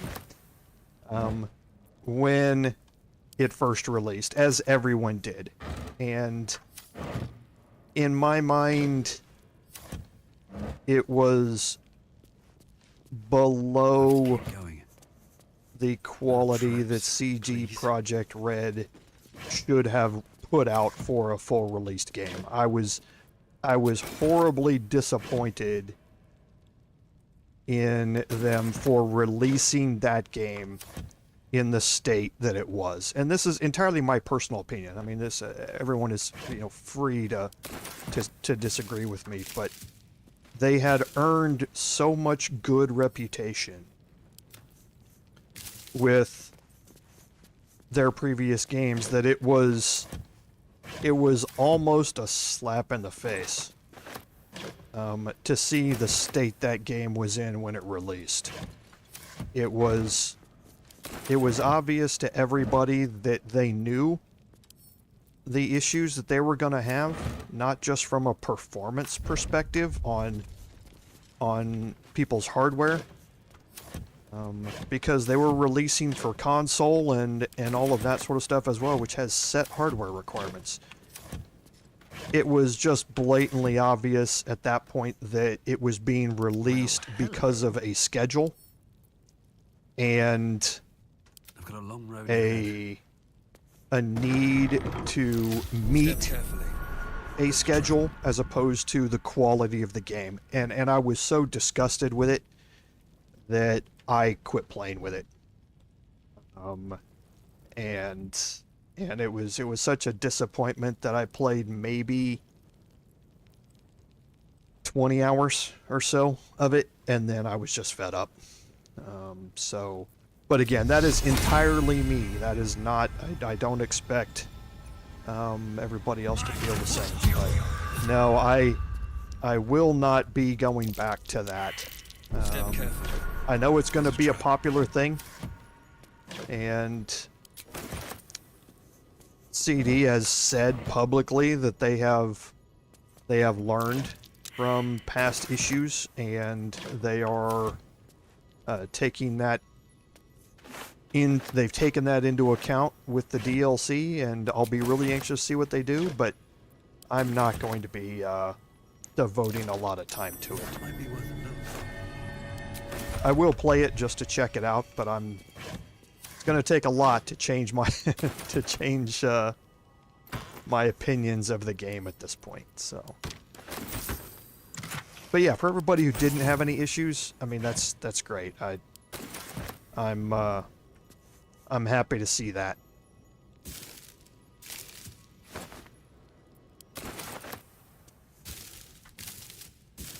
Yeah, and like I said, I know, I mean, obviously the reaction to it was very public, and and that sort of stuff. So I know that there were a lot of people that were disappointed, but that, like I say, I'm very clear in saying that these are just my opinions. I don't hold it against anybody else if they enjoyed it, or, you know, if they're, you know, very happy with the game. I certainly respect all of that. I just was not at all. And after all I was waiting for that game for a while. I mean, the whole launch with Keanu and everything else, there was a lot of build up for it, and for me it was just a lot of disappointment. So, and that is a little childish of me. I freely admit that, but it is what it is at this point.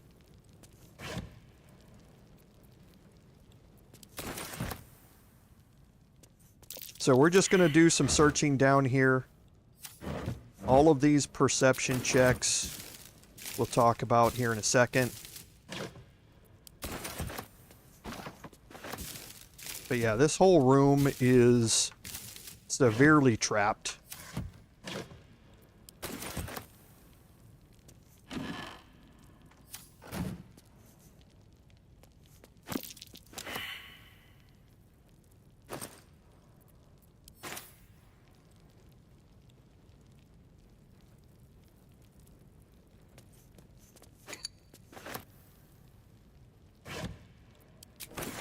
Okay, so I am encumbered.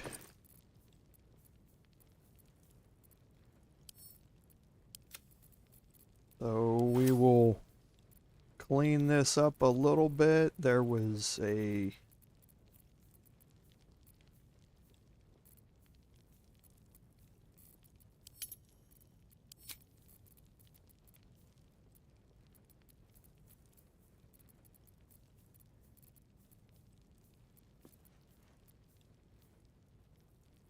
Okay, sorry, I'm just looking through here, making sure of what I have and don't have.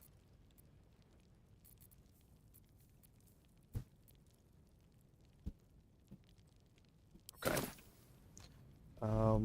I can free up a little bit more here.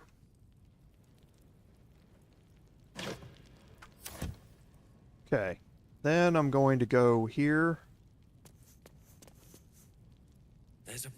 And I'm going to bring Shadowheart to here. Keep your distance, darling. This way. Just avoid that trap. Traps? How considerate.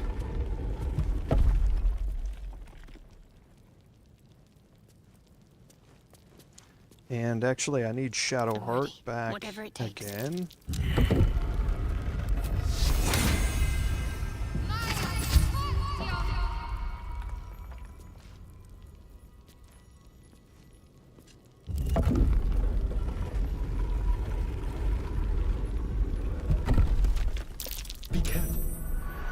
Okay, so again, we've got the whole rendering issue happening here.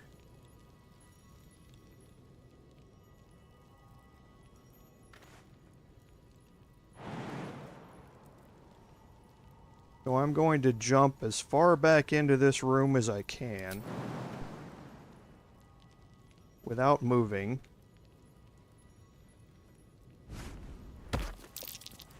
Okay. And then I can disarm this plate.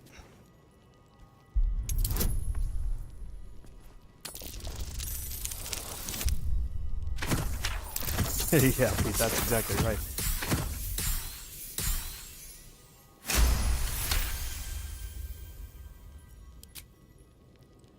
And I would have respected it even more if they would have come out early on and said that none of your stuff is going to work.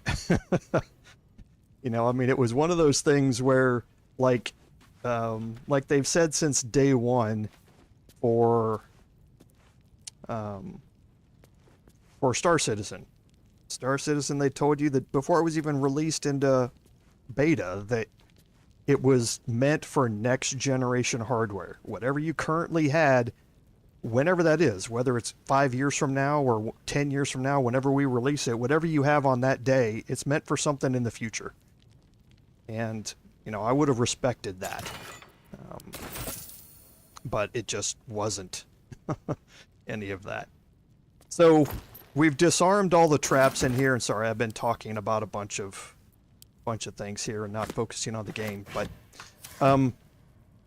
disarming that trap right there means that none of these gas vents are going to let out poisonous gas. If they do, you just have to make your way out of the room as quickly as you can, and you're going to be poisoned while you do it. So you saw that in our last stream.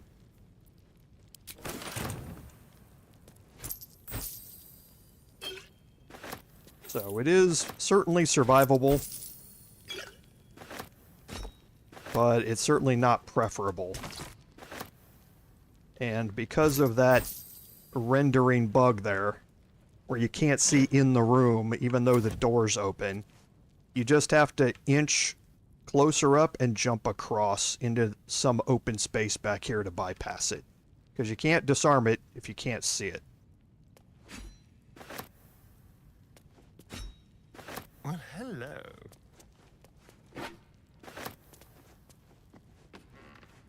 Okay, and now I can get everybody grouped back up. Be careful. There are traps. And we can head out of See here. what this does. Now, one of the other benefits here is that having all of... actually, I forgot. Yeah, they disappear. So, I'm feeling a bit parched and peckish. Me too. Keep an eye out for any so now I believe we've searched all of these. We didn't search this one. Content yourself with vagrant chicken. Okay. Can't slow down. We're going to go search the last couple of crates over here, and then we can head out to the rest of the Risen Road here, because we're going to have a couple of more encounters that are going to use up our action economy, and then we're going to want to take a long rest. And I'm sure that this burrow hole, again, is another one of those things where this could probably get you into the basement down there without having the key or any of that sort of stuff.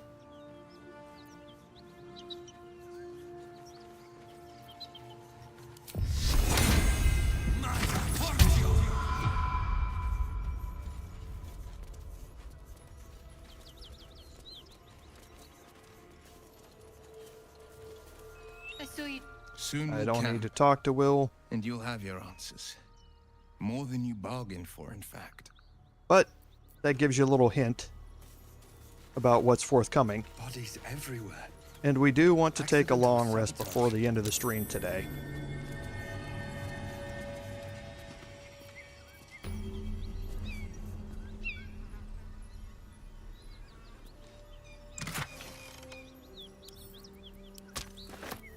But up until that point, we can keep Wyll with us. His repelling blast is going to be very useful here.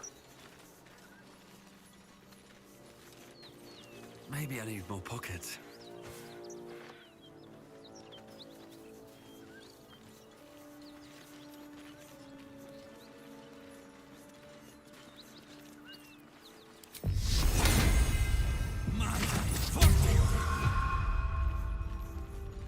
Okay, and again, just exploring around.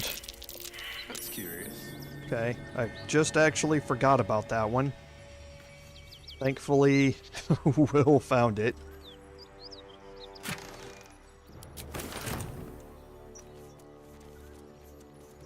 And same as last time, we're going to enter into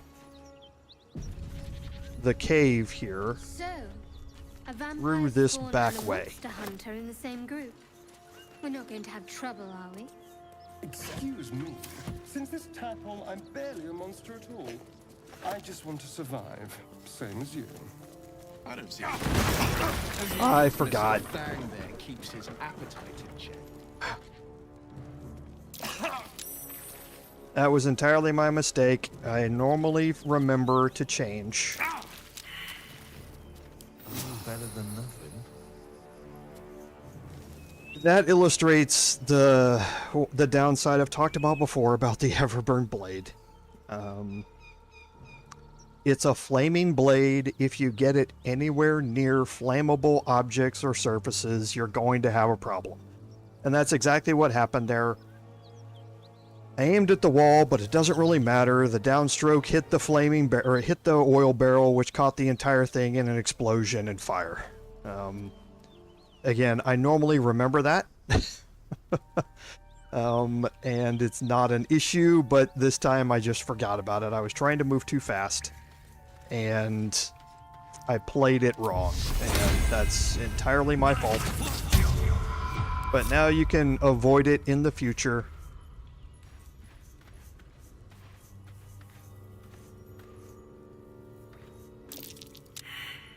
Oh.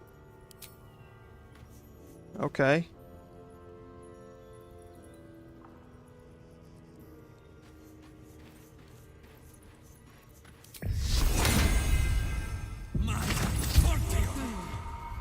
This way.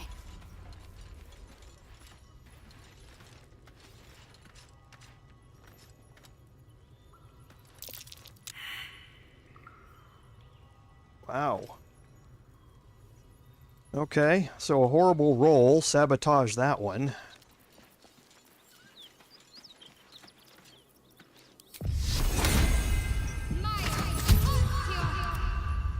Tread carefully.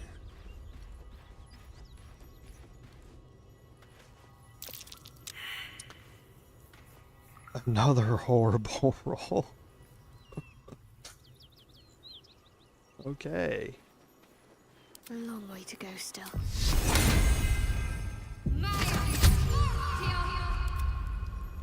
Heading out.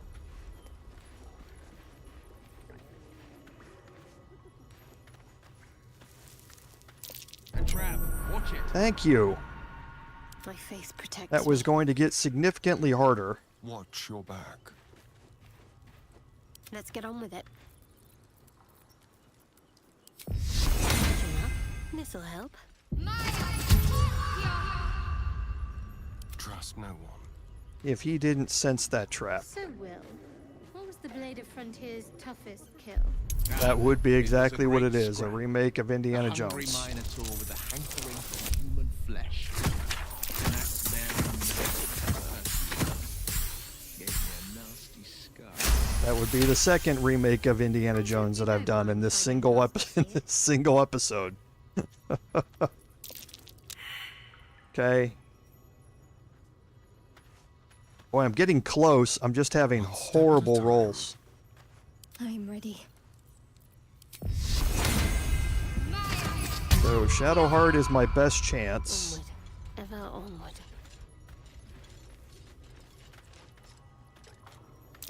Trap. Okay. Good. Rolled something decent, a 14. Watch your back.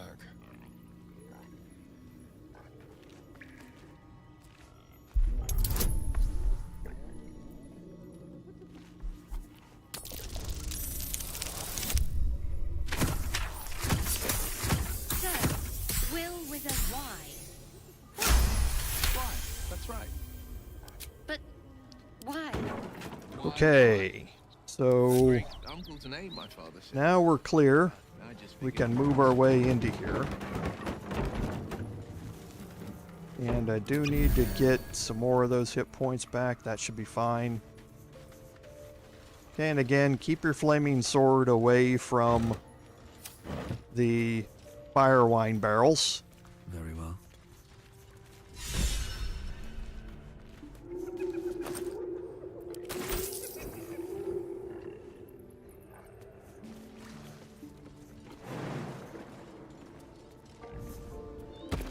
Jump across here and leave some space behind you for your party members to make the jump.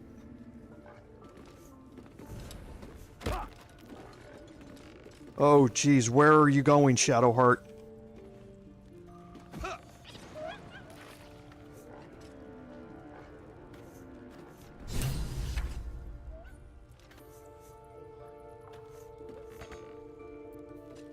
Okay, I'm not trusting this anymore. She was walking out in the middle of thin air, and I don't trust this anymore.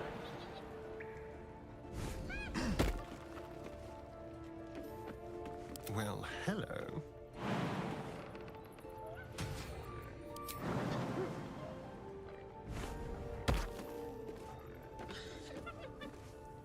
Still alive. Okay, so I'm going to go out here with the Astarion again. No time to rest.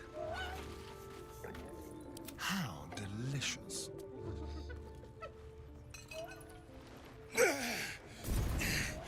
Who the hell's... Get over here and help! If we don't deal with them Gnolls, none of us are getting out of here alive.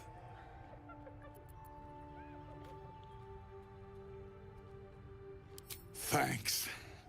Me and the boy will do what we can to help. We've still got some fight in us.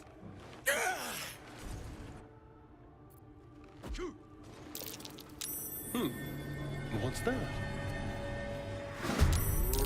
Okay, so just wanted to get into combat to let Astarion take the initiative here.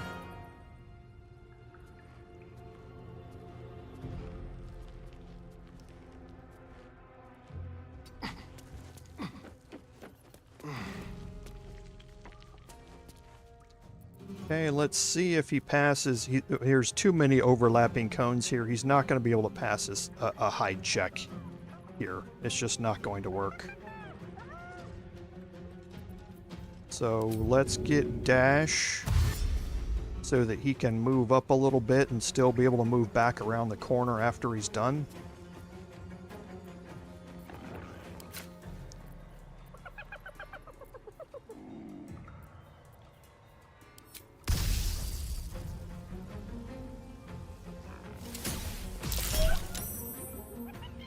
Oh, okay, so it's going to give me sneak attack damage. Okay. So now we're going to move him back around the corner here. With finesse. There's no time to waste. And we're going to bring our other characters into combat here. You can see the detection cones. Calm and quiet. Before we do anything,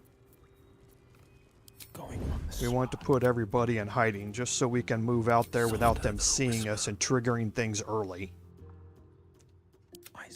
So for Wyll, I know what I want to do. I just don't think I'm going to be able to from all the way back here because he's on low ground.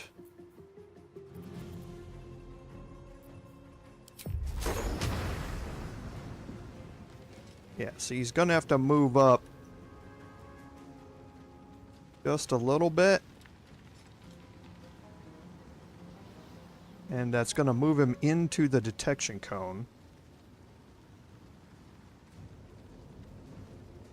And I want to get all of them here. I want to get all 4 of them. So I think I just chance it and see if he gets it off anyway. Okay, good. He did. Whatever comes, I'm ready. Best step softly. Okay, now Shadowheart is going to be single target concentrating on Flynn here. And as part of that, I want to get a guiding bolt onto him. Let me strike true.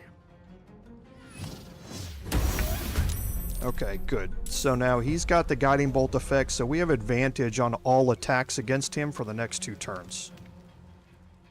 Keeping my head down. Now, I'm not going to be able to get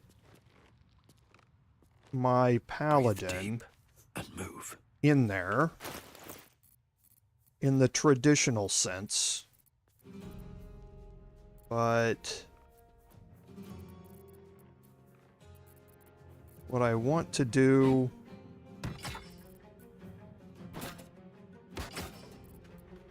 is move him up with his really high armor class.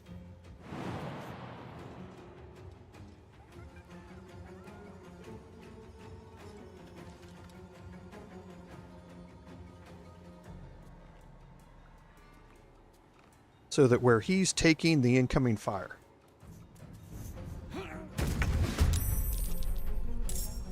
Okay. And that gets me where I want to be.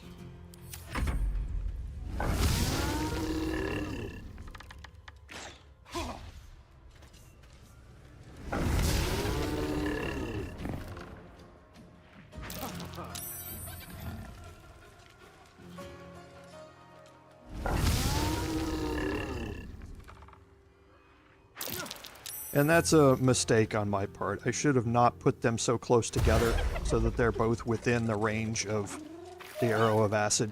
That's, like I say, it's a mistake on my part.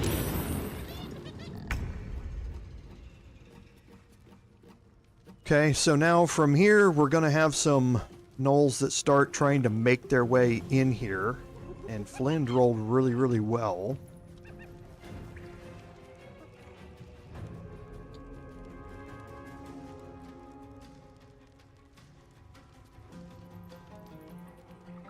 Two steps at a time.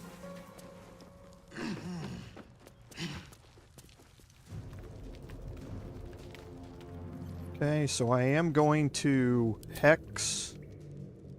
Actually, I've got a lot of them that are right next to each other.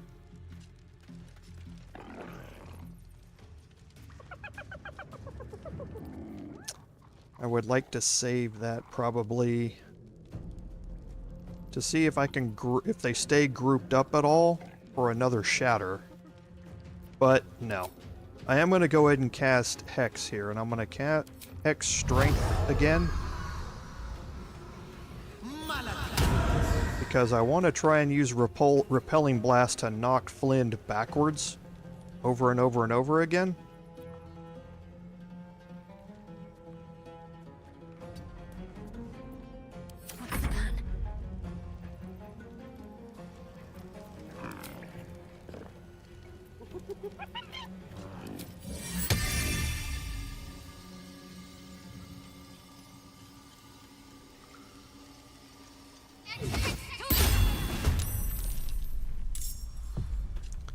Okay, and I'm going to move Shadowheart back here.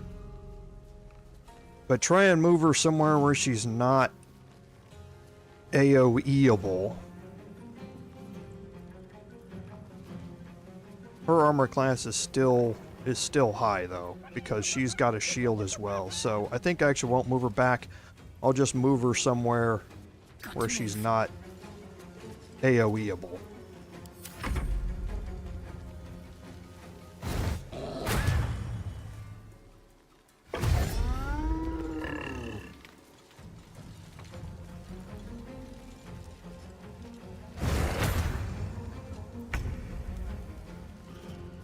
Okay, now me. So I have some options here.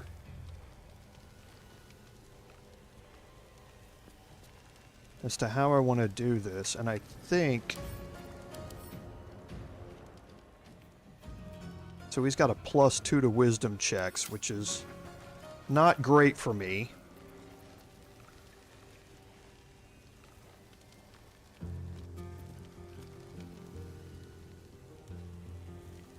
This Gnoll's going to want to continue in here.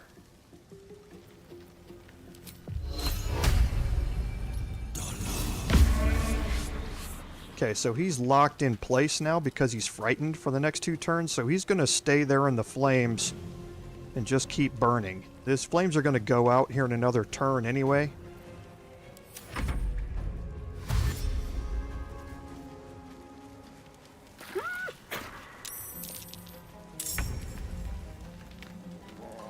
Okay, so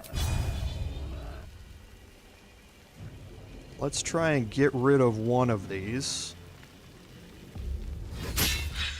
Okay, let's not try and get rid of anybody because we can't roll a hit. Roll a 2. Take the leader down! We'll Try to hold the rest back!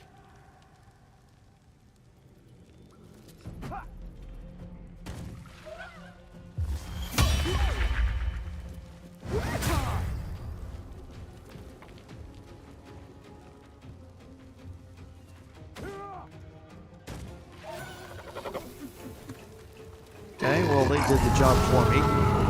So here comes Flynn, and he's gonna run right through all of this.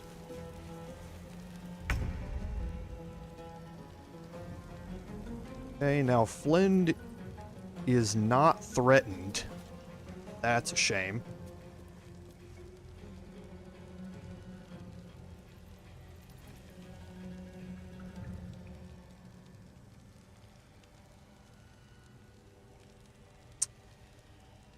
Okay.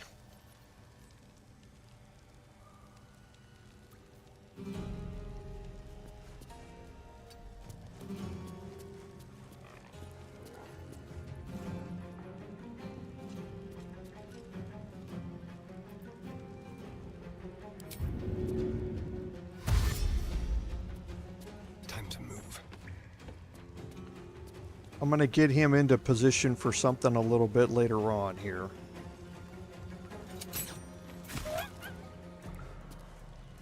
Okay, and I shouldn't have removed that. I should have attacked the hyena instead.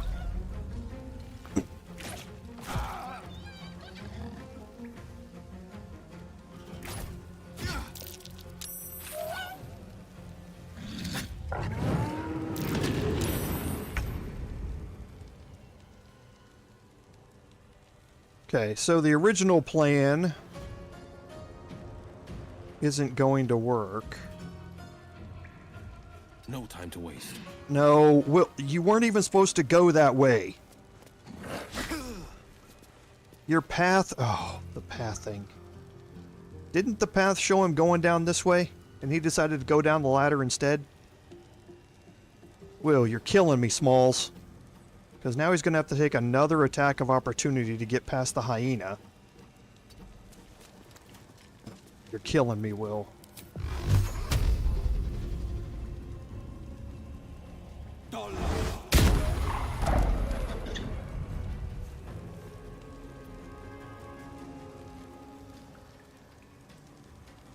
Can't afford to let up.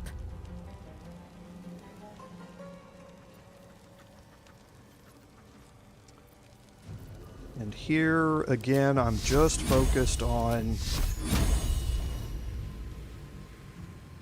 Oh, because I'm threatened. Really? I'm threatened? At that distance?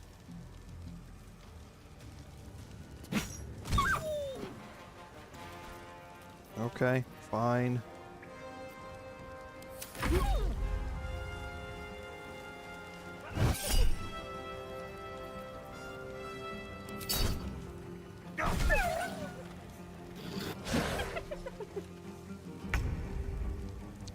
Okay, so now it's time to see if we can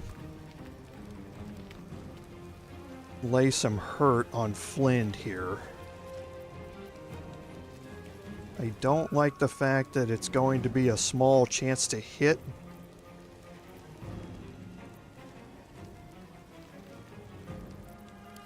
And again, this isn't going to matter. It's still going to use my Paladin spell slot. But I think I would prefer to lock him in place if I can. I think I'm going to take the lesser damage to try and frighten him. He's got a +2 to his wisdom saves, but if I can lock him in place, because I think he's going to try and run up here and knock Shadowheart into the pit or something like that. So I want to try and lock him in place if I possibly can.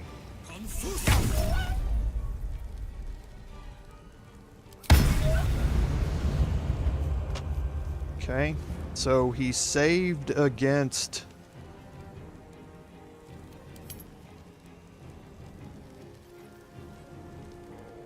Oh no, he's frightened now. Yes, he is. So he's locked in place now, which is exactly what I needed.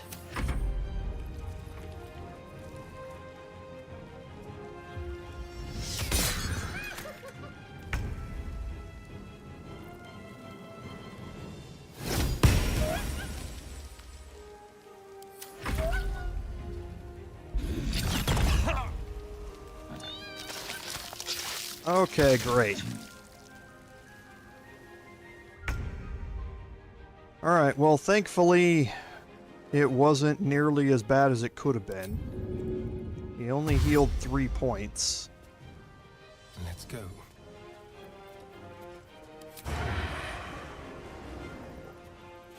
He's threatened, is he not? Let's play. Okay, well, he missed it anyway, so it doesn't matter.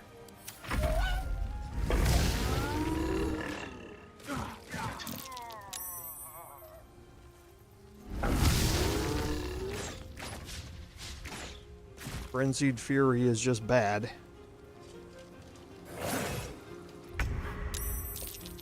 Okay, so we definitely need to get Wyll back up. He's not going to have his action. He's only going to have his bonus action now.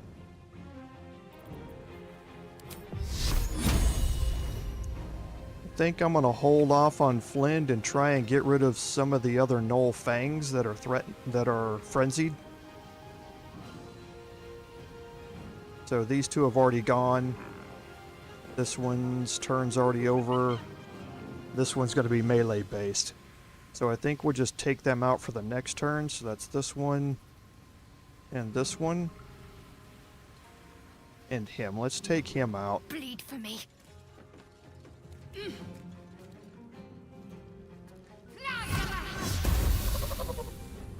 Okay, that removes a frenzied fighter in their multiple attacks. Okay, so Wyll's not going to be able to do anything except move out of the way. He could run up and flourish.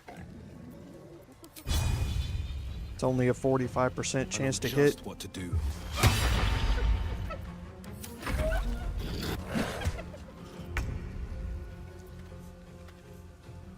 Okay, so here I think we're just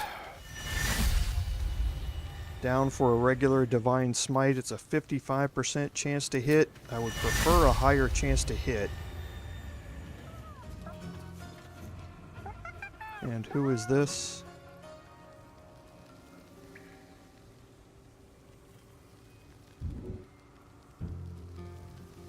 Oh, that's Flynn. Yeah. Okay, so if I get rid of Flynn, yeah, I think we just try it. Alright. So now I'm going to move out here. Very well. Keep this one from doing any ranged attacks.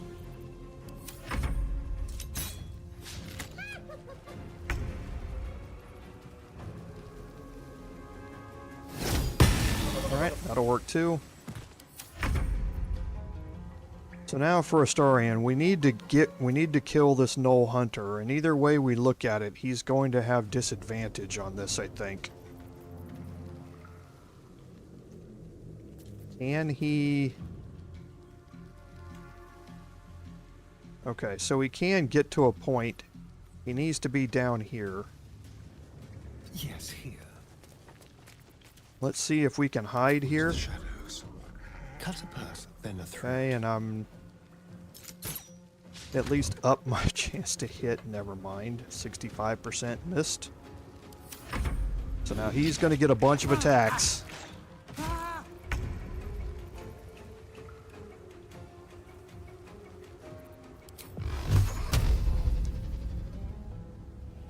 Watch and learn.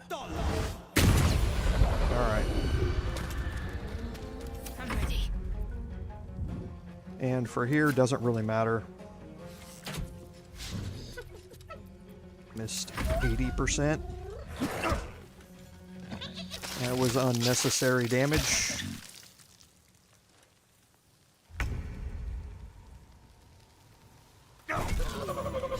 Alright. So it turned out to be harder than probably should have been. Better than nothing. No time to dally. Okay, but I'm still okay on my spell economy here after the long rest.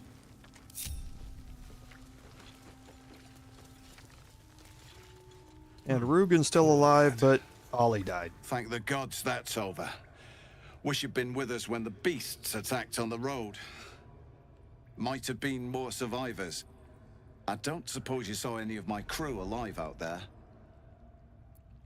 This whole journey's been one grim sight after another. Gnolls, goblins, drow. Risen Road's more dangerous than ever. You're the first friendly face we've seen since Eltergard. We're bound for Baldur's Gate. Got some cargo to deliver. But we've a stop to make along the way. Joaquin's Rest. It's just up the road. I'd be enjoying a mug of ale right now if those beasts hadn't jumped us. Listen, you look like you know how to handle yourself. You should meet my associates. We've got our own drinking spot by the tavern. Invitation only. Tell the fellow on the door. Little Serpent, Long Shadow. He'll take good care of you. Aye, the whole reason we're in this mess. Trinkets for some rich tosser in Baldur's Gate. He gets his shiny baubles. We get a handful of Tarenths. Tarenths are the currency of the Zentarim, a network of merchants and mercenaries with few scruples. You know who we are. Very clever. And you probably also know it's not smart to interfere with Zent business. This is the point when a clever lad like you accepts my gratitude and walks away.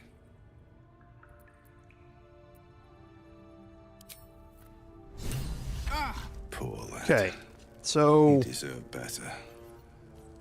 like I say, probably a little bit harder than it could have been with some slightly different roles. But nope. But for the most part, not too horrible. Don't mind if I do.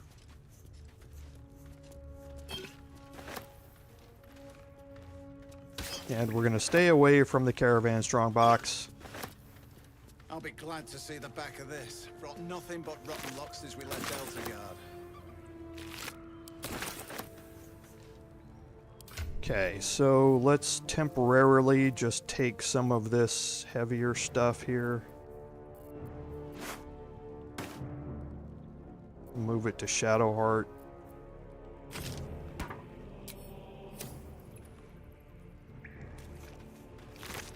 Okay, and we've talked about everything on Flynn before with the Shattered Flail.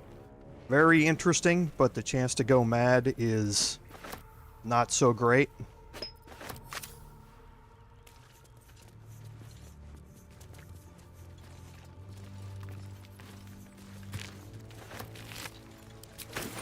And you definitely want to go through and take all the hyena ears because these are what's used for potions of speed. So every one of those you can get is going to be very useful. Speedy reply is also very useful. Oh, we got a second-hand crossbow.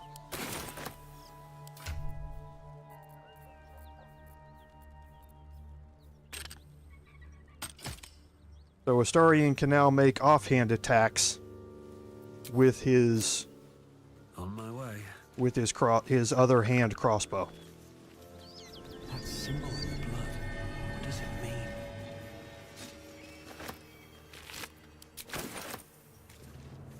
And they were talking about this symbol here. It's the symbol of the Absolute.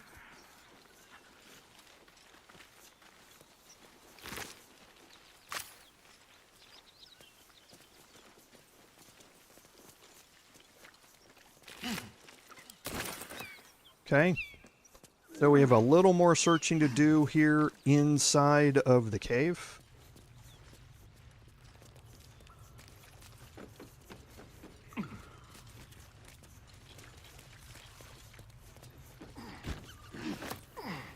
Just another crate. More camp supplies.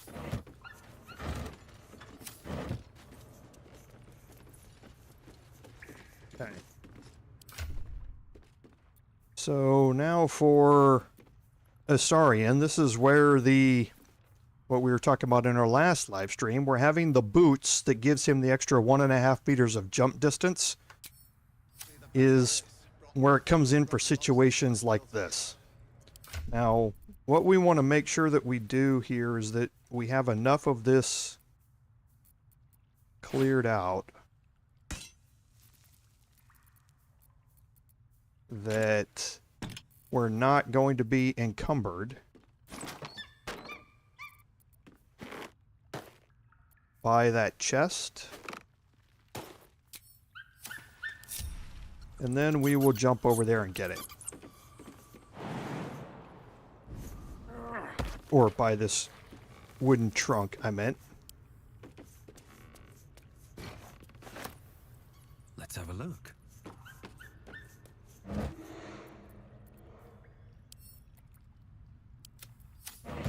And this is kind of what I was talking about earlier, that in this case, I don't think there's anything necessarily wrong with doing something like this in tabletop. You would just be asking your DM, I'm carrying this, am I encumbered? Can I jump, or can I do these things with it? And he may give you disadvantage on an athletics check or something like that. But you're not necessarily picking it up, you know, automatically right-clicking it, sending it to your camp where you can deal with it, you know, at some point at your leisure or anything like that. I think this would be a perfectly acceptable use of the mechanic to pick up a chest and move it.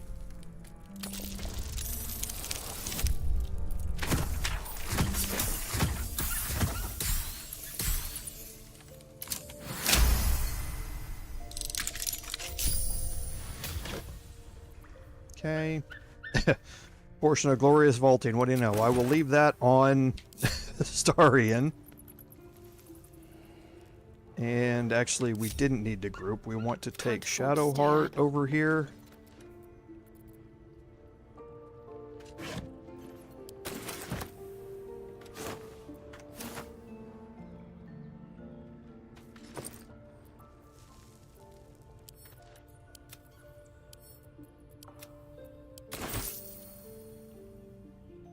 Okay, we have the open heresy that we can just pick up. We don't need to read it again. I'll be glad to see the back of this. Got nothing but rotten luck since we left Eltegard. Okay, and then we're going to cast guidance here.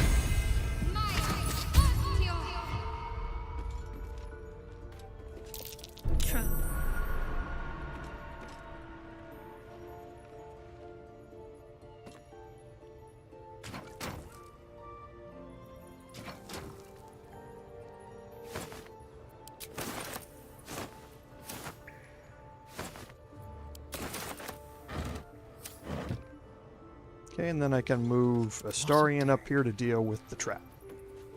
Moving. As he goes by, Shadowheart will cast guidance on him.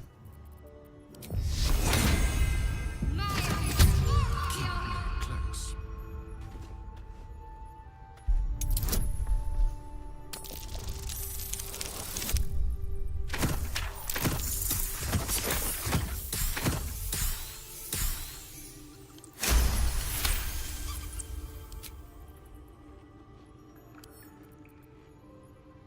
I'll be glad to see the back of this. Got nothing but With rotten luck pleasure. since we left Eltegard. You'd love to see all the bonuses here.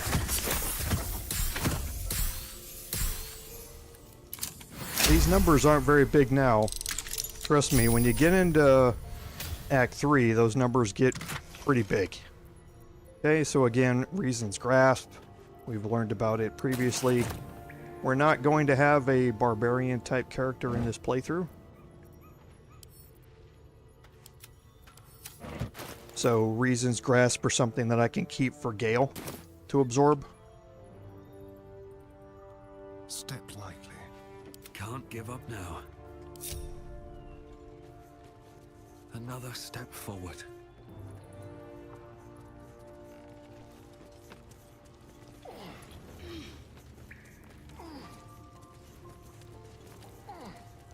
Okay, and now back over here will be the last thing that we have to go searching here. I'll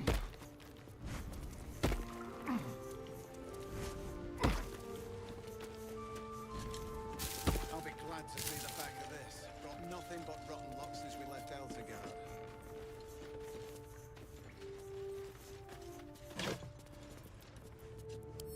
Okay, more ranged for Astarion, which is good.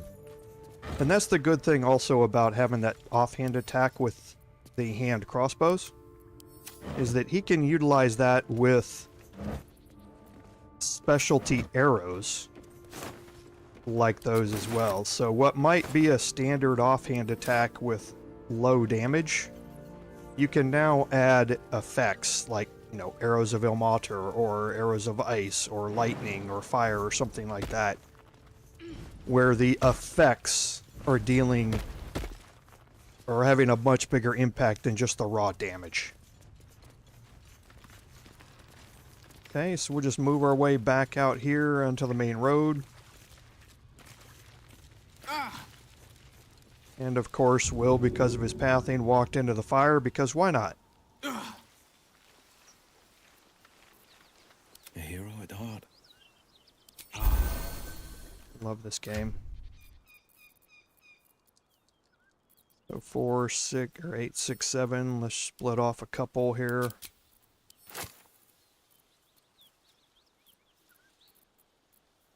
And I don't want to spend 1,000 hours trying to find it. All's well that ends. Not as bad as it could have.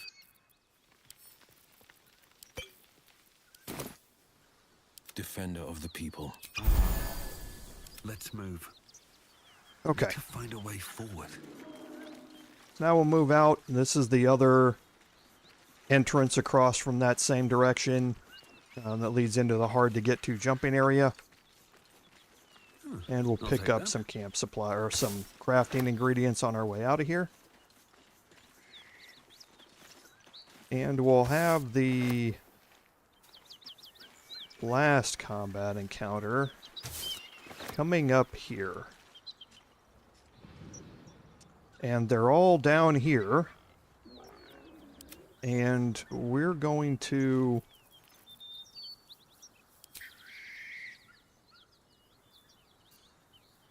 kick this off as usual. Keep your distance, darling. Oops. Put everybody in hiding first. And then we'll pull Astarion off of this. Silent as the grave. And bring him out here.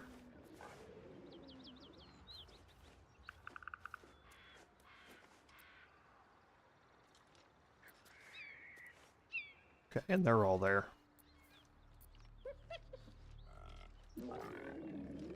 Nope, now they're not. I wanted to be all grouped up.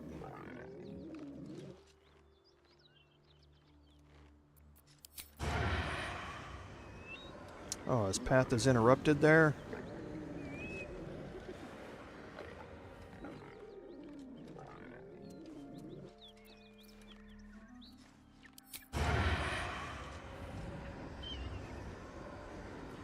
Path is interrupted again. Okay, here we go. So I'll wait for him to get grouped up. Okay, maybe I won't. Alright. Boy, things are just not going to plan. Quiet as a moonbeam.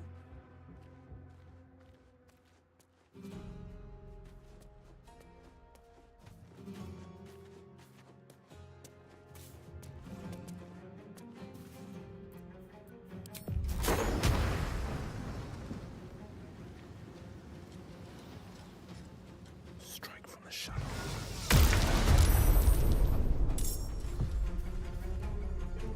What comes now? Need to tread softly. Okay, and I want to concentrate on the Gnoll Fang here.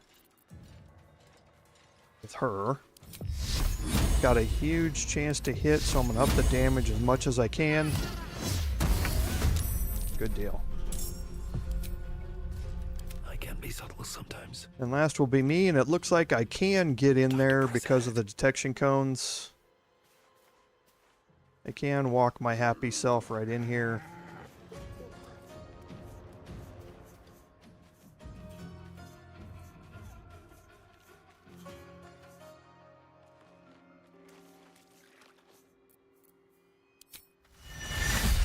Only 3.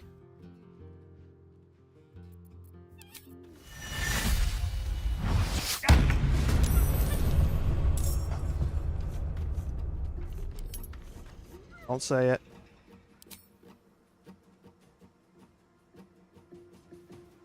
Don't say it.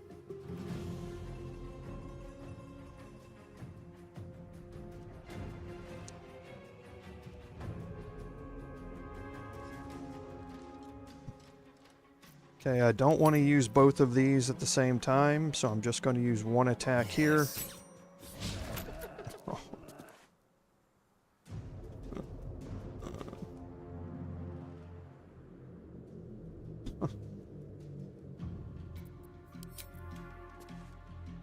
Oh, whoops.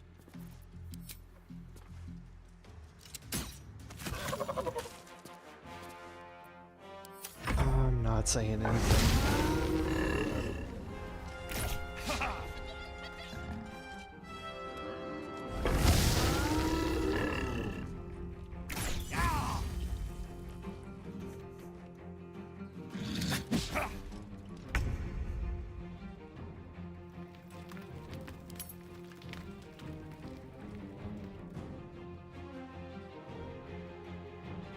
I'm looking to see.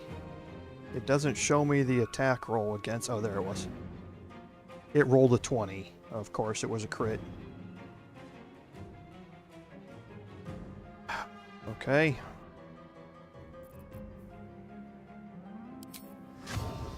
Let's see this done. No choice but to keep going.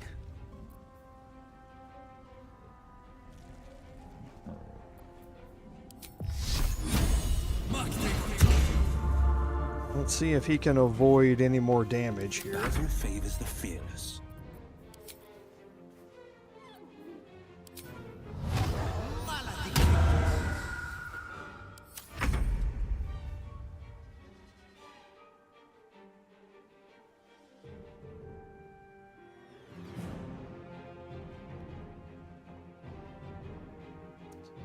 Path is interrupted there. Be quick. Okay.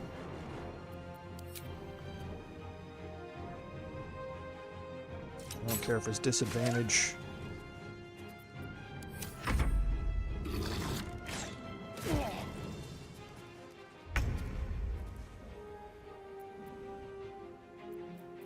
Okay, and since I'm going back to camp anyway, No mercy.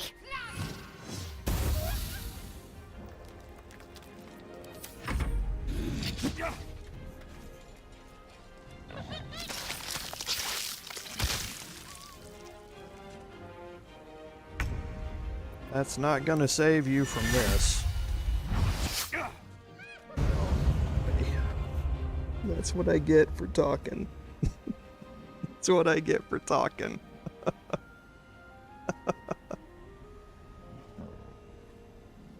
Oh, man. I can't roll over 10. It's the craziest thing ever. I just can't roll more than 50%. It's so crazy.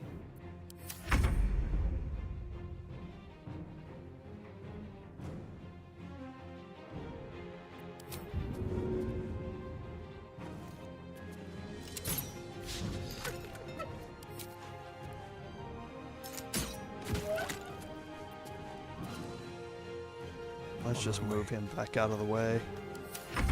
Be one less target to shoot at.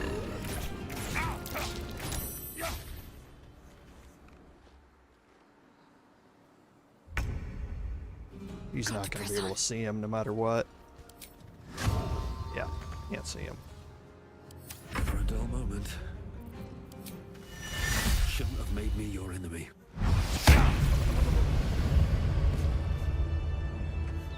After all that, and then you get a crit on that? Come on, man. Alright.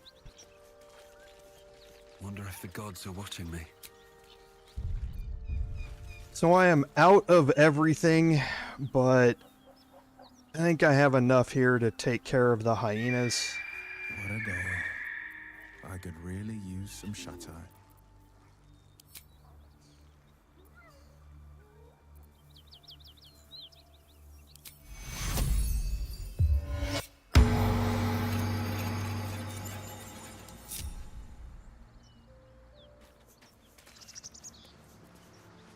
What's up for discussion? The beast reeks of brimstone and offal. Every breath is thick with blood.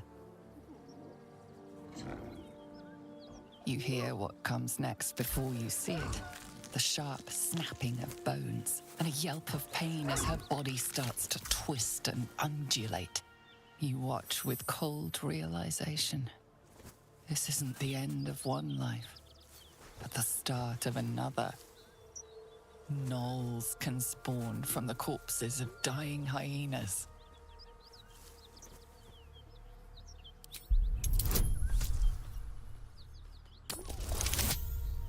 Oh, wow.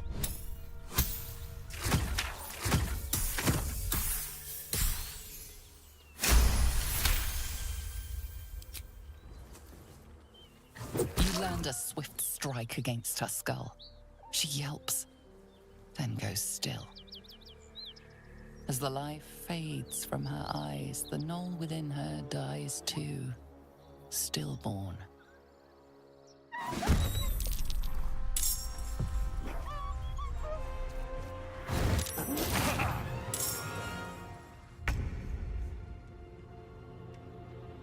Okay, so we just need to get in here and cause damage. Have to keep going.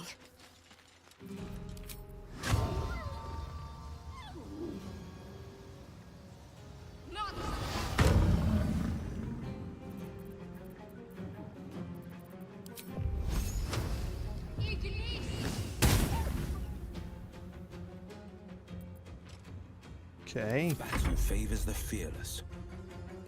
Making my move.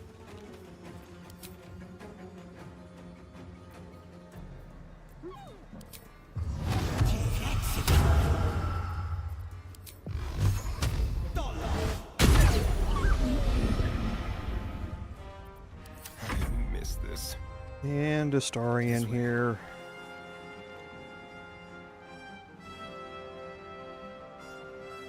So these two are dead. That means there shouldn't be any detection cones. Now they see me.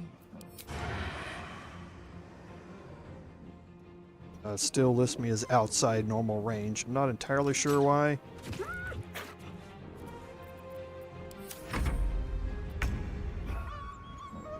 Okay, so again, we just need to get in here and cause damage here. You picked the wrong fight, friend.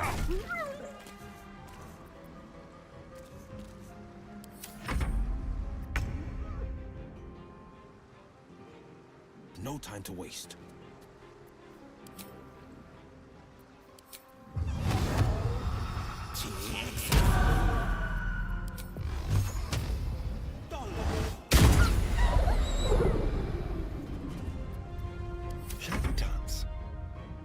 Okay, for Astarian, we just need to get within range now. Let's have a little fun.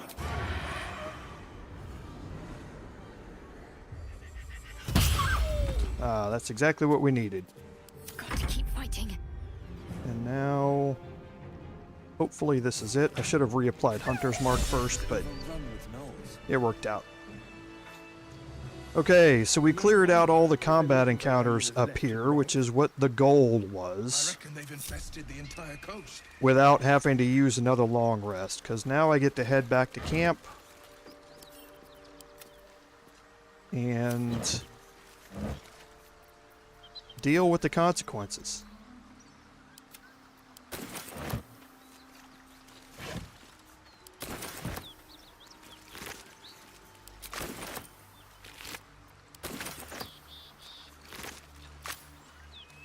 Okay, so we'll just do some searching here, and again, the hyenas here, very important.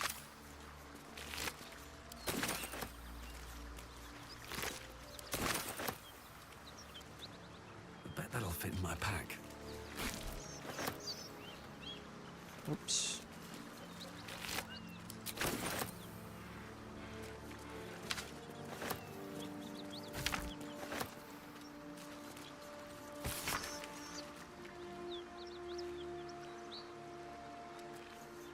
Oh, okay.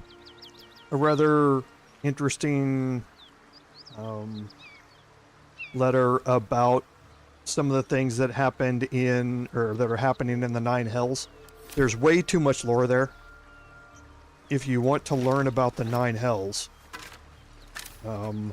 there are a lot of Wikipedia type articles concerning it. It's actually an amazing amount of lore, and you learn about the Blood War and what it means and how the different hells regard each other and that sort of stuff. It's really impressive. Tearing, biting, tavern, hideout, secret, wizard's shipment, chest, Rugen fled north. Lucky son of a... The spell's power wanes. You can ask no more questions. So the game obviously intends for you to come here first, and we would have, except for the fact that I wanted to save my action economy for the big fight with the Gnolls out by the cave. If I was going to come up short on action economy, I wanted to get that one completed before I finished these, rather than wasting action economy here and then coming up short when I'm in the middle of a big fight over there. I wanted to do it the opposite way. So yeah, a little bit out of order, but for the benefit of the playthrough in general. So you can see that we've cleared out most of the Risen Road. We're going to head back up this pathway here and just kind of finish it off. Don't waste a step. Because there are a whole bunch of camp supplies over here.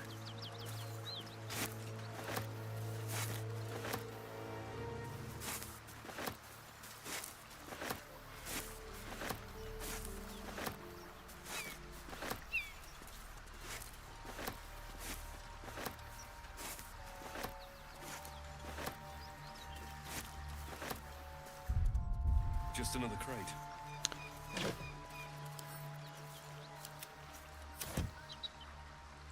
Okay, just a little bit more searching here.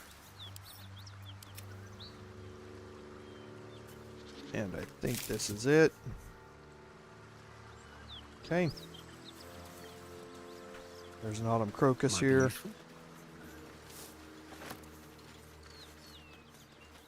And again, this leads over to the Tollhouse. We've already been there.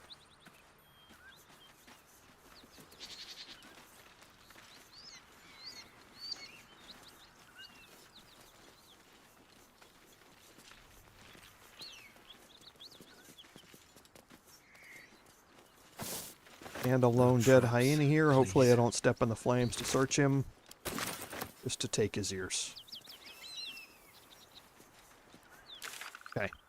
So now you can see the rest of the ways out of the Risen Road. And this is heading over toward Joaquin's Rest.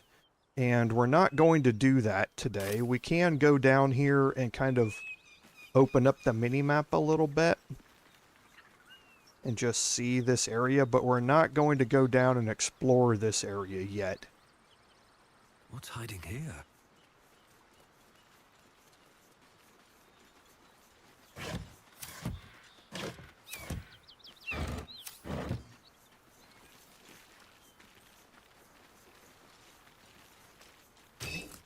Picking up camp supplies on the ground here. When we get back to camp, we'll send all of this stuff to our camp from our camp supply pack that we have that's picking all this stuff up.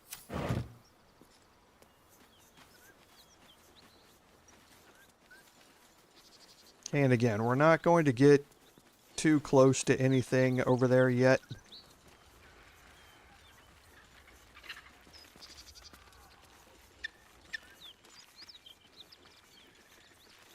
Did I not search any of these?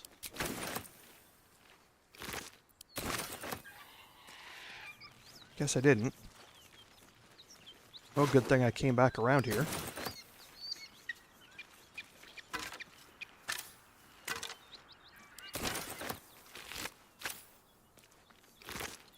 Definitely don't want to miss out on the hyena ears.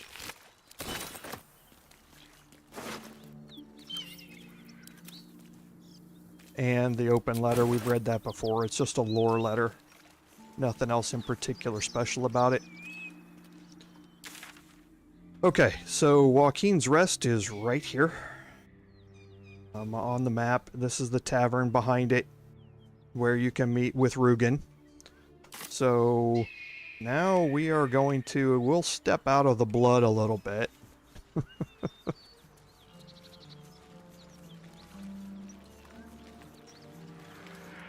And we'll step up here and we'll take our long rest.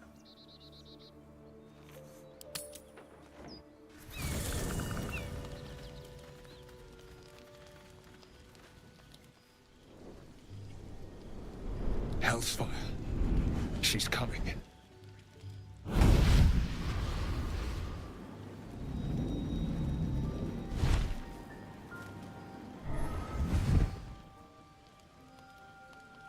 Wyll, buddy.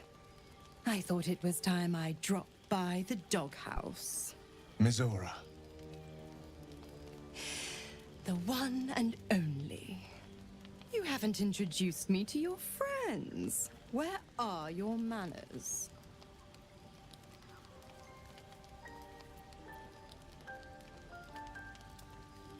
Handler's the word, if it's all the same. Call me Mizora. Your dear friend Wyll is my little puppy. And he's been a very good boy. I say fetch, and he'll fetch. I say kill a fugitive tiefling, and... well, I don't need to tell you. You said devils only. She was a tiefling, not a monster. Clause G, Section 9. Target shall be limited to the infernal, the demonic, the heartless, and the soulless. Cheer up, Buttercup. Karlach had no heart. You did the world a favor. More to the point, you obeyed.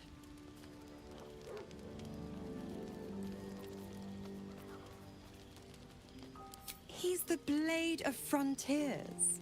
Devil's plaything, just doesn't have the same ring. Speaking of...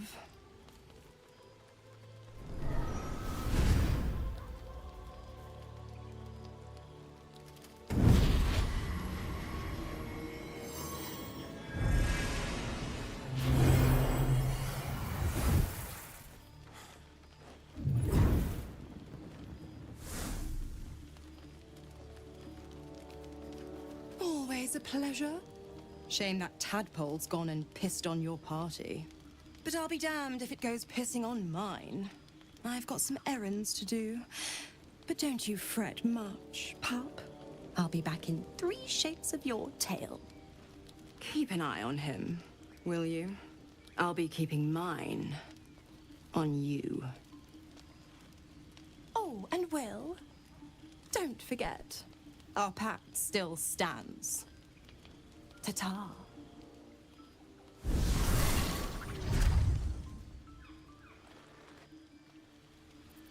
Okay, so Wyll gets a reward here from Mizora for his obedience. And he gets the Infernal Robe.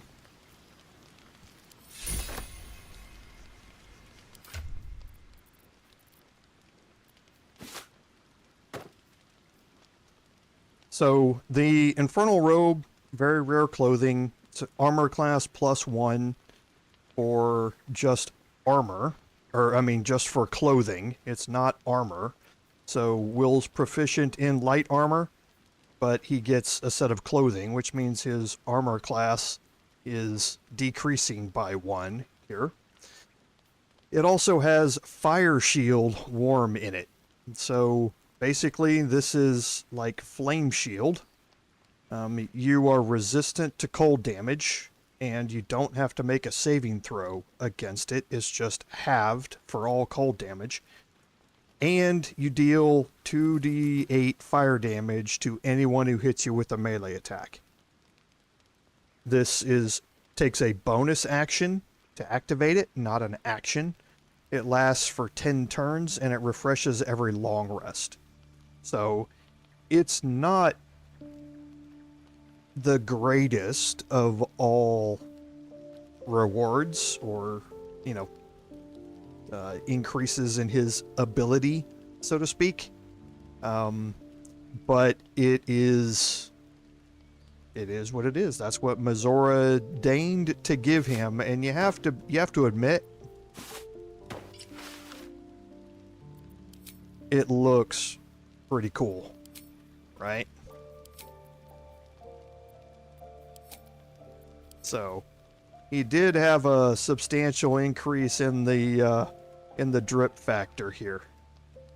His swag factor went up by quite a bit because it does look pretty cool. But it is basically like, it is Flame Shield, is basically what it is. So if you're playing Wyll as the melee build, with the Pact of the Blade or something like that, this can certainly help out by putting him in a situation where he's going to get hit quite a bit because of his 10 armor class, and that's always then going to deal an additional 2d8 fire damage to anybody who hits him. So if you're playing that type of Wyll, it can be somewhat more useful than the spellcaster type Wyll. But at the end of the day, he earned it, so he's going to get to wear it. You could put this on anybody. It's not guaranteed for Wyll. I could give this to Gale, or somebody like that. And for Gale, it would be a substantial increase over anything he's got right now, because it would give him a +1 armor class and the resistance to fire damage. So that's something we'll think about, because again, as we go here, things are going to be changing a little bit with my party. And long term, Wyll is probably going to be brought back into the party, if I had to guess, and he's going to be respect as part of it. Now, it's going to be way too late to get use out of the Infernal Robe at that point. But Gale won't be a part of the party, I don't think, at that point. It really depends on how I end up developing Shadowheart, and that's the truth of the matter. Shadowheart is going to be the key to my party makeup for the remainder of this playthrough. That sounds a little bit strange to hear.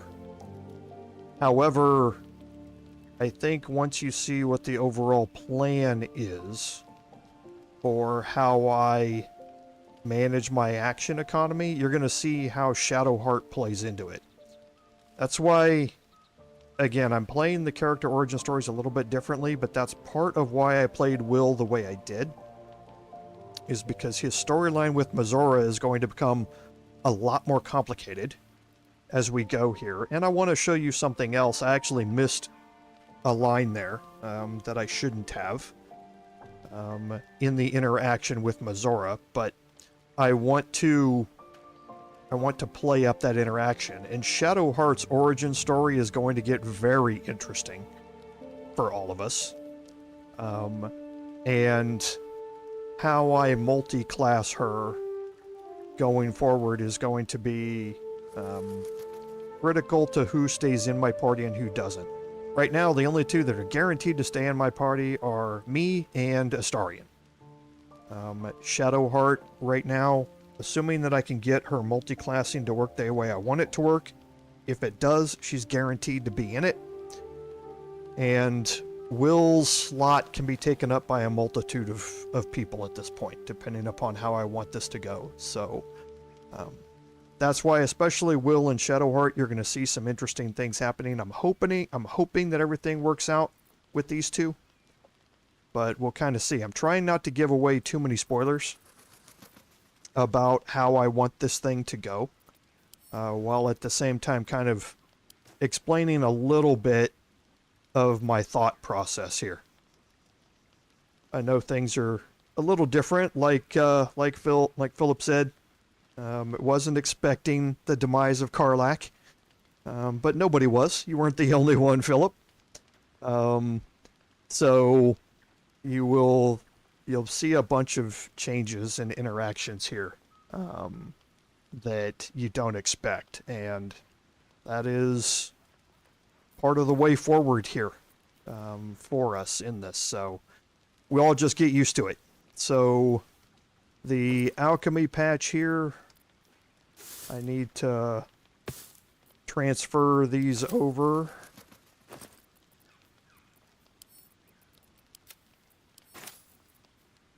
These are, remember, the duplicate pouches that we picked up off of Karlach's body.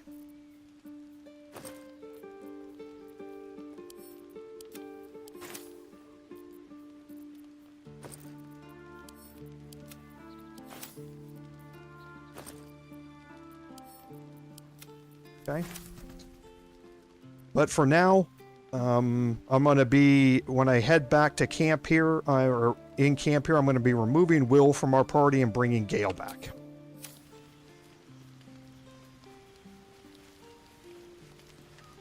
So let's go have our conversations.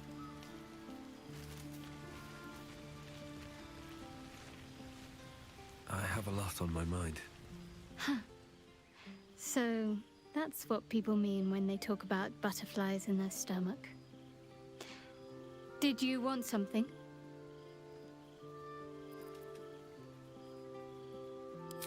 I'm not sure what else I can say, at least until I can remember more. She taught me, trained me, punished me. Often, I think I feel her influence when the wound pains me. Not even memories, just glimpses, impressions. Perhaps the wound is her doing, something Lady Shah bid her to do. I don't know.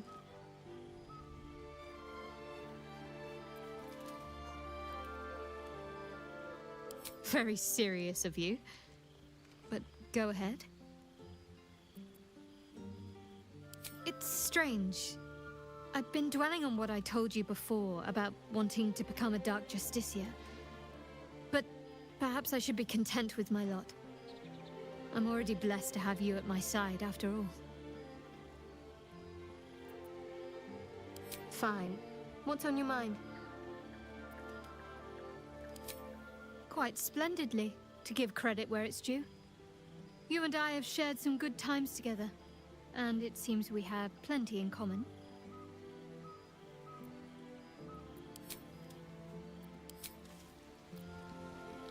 Okay, so why would a paladin kill an innocent tiefling? If you want to look at it from an RP perspective, the conversations that I had leading up to that encounter were, I talked to the quote-unquote Paladins of Tyr at the Tollhouse first, and there was nothing up there to convince me that they were lying. When I got down to talk to Karlach, Wyll obviously wanted her dead. We had one interaction in which the tadpole visions popped up, and Wyll still came forward and said that she needed to die. So that's what we did. So there's nothing that says that paladins can't be misled in their lives. So if we want to look at it from an RP perspective, again, there's nothing that says that paladins know or are omniscient and that they know the truth always, every time. They can be misled just like anybody else can. And there was nothing in any of the conversations to suggest otherwise. So we went with the path. One of our other characters was very adamant about the outcome that Karlach needed to undergo, and that's the way we went. So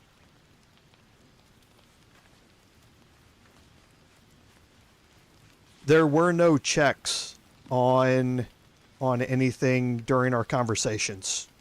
So yeah, there were no checks that we went through or anything like that. Like I say, from an RP perspective, you can just say that we got misled, but at the end of the day, from the overall functioning of the game here, there was nothing misleading about that, because if we didn't know, if we were playing this on our own and didn't have access to anybody else's playthrough, we wouldn't even know now that Karlach is a recruitable character. We would have no idea that you could recruit her into your party at all. And from the game's perspective, everything continues on normal. There's just no tent here for Karlach. But everything else is the same as it was beforehand. So that's what this thing, and remember, through early access, Karlach was not a recruitable character. So you may have gone into that encounter even having played early access and gone into it and just saw that Karlach looks a little different. She doesn't have the same clothes on that she did during early access. But you may want to side with the Paladins of Tyr because that's what you did during your first playthrough. So the game is very well done that way, in that decisions like that about removing any of these origin characters and not recruiting them ever at all is perfectly doable and doesn't have an outcome that breaks the game. All it means is that the flavor of the game is now different because you're not able to explore their backgrounds and how their origins change, or how their character progressions change as you go. So it's something that I've always appreciated about the Baldur's Gate games. Looking at something.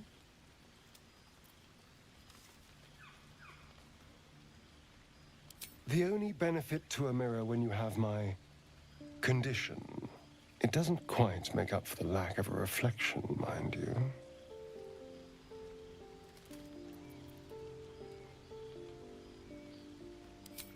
Preening in the looking glass? Petty vanity? Of course I miss it.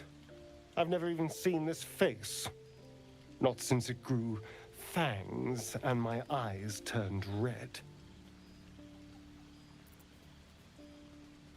I don't know. I can't remember.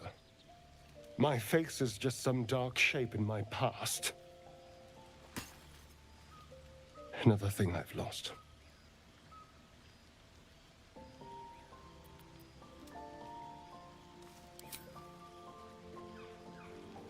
What?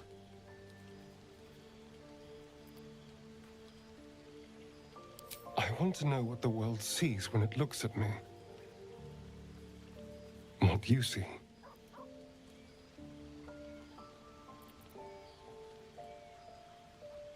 Oh. Go on. Very good. Now just tell me I'm beautiful and we can call it a day. How dare you? I thought we had something special. Still, you're nice too. I better get some beauty sleep. It seems I need it if I'm to catch up with the competition. So there is a chance there to start going down the road of Astarian's romance. So we'll talk to Lae'zel. Speak. Okay, nothing new there. And now Wyll.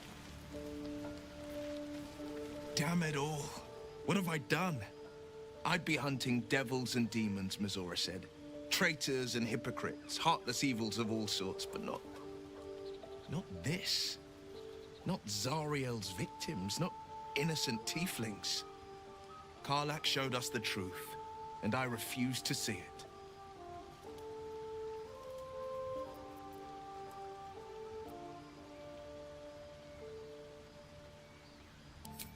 As I always have. It's Mizora who grants me the power to conjure armor and cast eldritch blasts. Before I was infected, I could even call hell beasts and summon festering clouds, but I promise you, every thrust of my blade and every flame I sparked was for the good of the coast. Or so I thought. Until Karlach.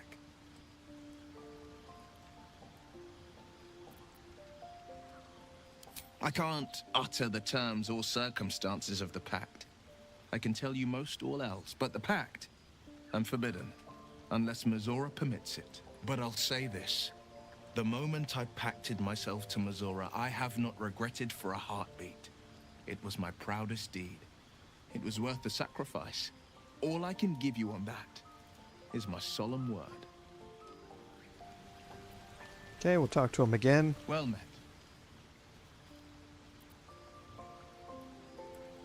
A possibility that's kept me awake countless nights.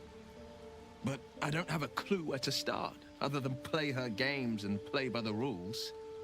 That's the only language devils listen to.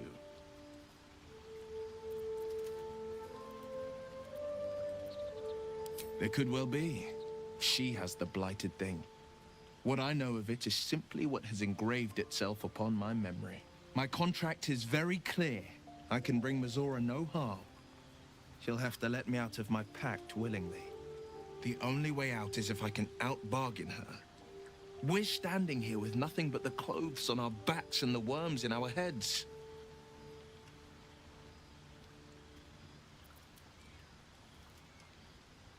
We can, I'm sure of it. How glad I am that you see me as more than my patron's pet. Okay. So we're going to talk to Wyll. Well met. And we're going to remove him from our camp. The blade stands at the ready.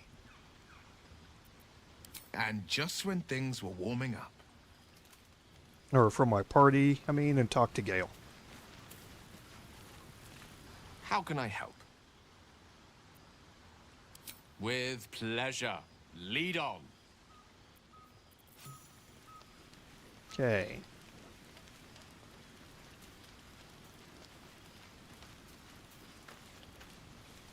So, that got us to a good stopping point.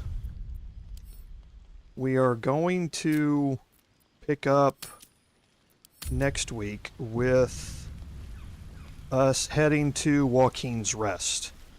So, we've kind of doing these things in slightly different orders, right? We saw Joaquin's Rest last week with the Bard playthrough. We're going to see it next week with the Paladin playthrough. And then we're going to immediately head out to the tea house, and we may even get to the tea house before the Bard does. However, the Bard will have by that time completed the Goblin camp. So, still going to be progressing through the same stuff here in Act 1, just at different times. And we are going to still be behind where the Bard goes, but you may be seeing things here before you see them on the Bard, and vice versa. So, but going forward, expect to see a few more differences and a few more changes that happen. Most of the big ones and the big shocks that you're going to see aren't really going to happen until Act 2 and Act 3. But, like I say, I do have a plan for this one. It was a plan I thought about for a very long time. before the full version came out. And then when the full version came out, I was forced to modify it in 1,000 different ways after I saw what things had changed in the full version here. So I had always planned this playthrough to give you guys a bit of exposure to the unusual choices that can be made. And I think starting that off by killing Karlach today was the start of that. And I think that's going to just be the start of some really interesting times for all of us going forward on these. So I am always happy to hear you guys' comments, though. It's probably not going to dissuade me from the plan. I am like Harry Seldon at this point in Foundation. I have a plan, and the world is inexorably marching toward it. But if one of you turns out to be the mule and throws something unexpected into the plan, then maybe things will change. But at this point, I think I have a good way going forward that's going to be interesting for all of us here, and not just seeing the same things over and over that you saw in the Bard playthrough or in the early access playthroughs. So, and for those of you who didn't get all of the references there to Foundation, don't worry. But Isaac Asimov has a great set of books that are just amazing, and that have been completely ripped up, turned around, and done entirely different in an Apple TV series called Foundation of the same name. So, but yeah, I hope you guys are going to be satisfied with where this is going. Like I say, I want to keep you guys interested here and show you some different things, and not just the same things over and over and over again. So hopefully we'll be seeing how these different playthroughs interact with each other and kind of intersect with each other, and you guys can start going, oh, so that's how that works, or that's how that's different. And we'll kind of go from there. But up to that point, I hope everyone stays interested and keeps coming back to watch them. I certainly appreciate all of you being here. But again, I'd like to thank everybody for joining me today. Without your support, none of this would be possible. This is me, Commander Jorval, saying until next time, fare thee well.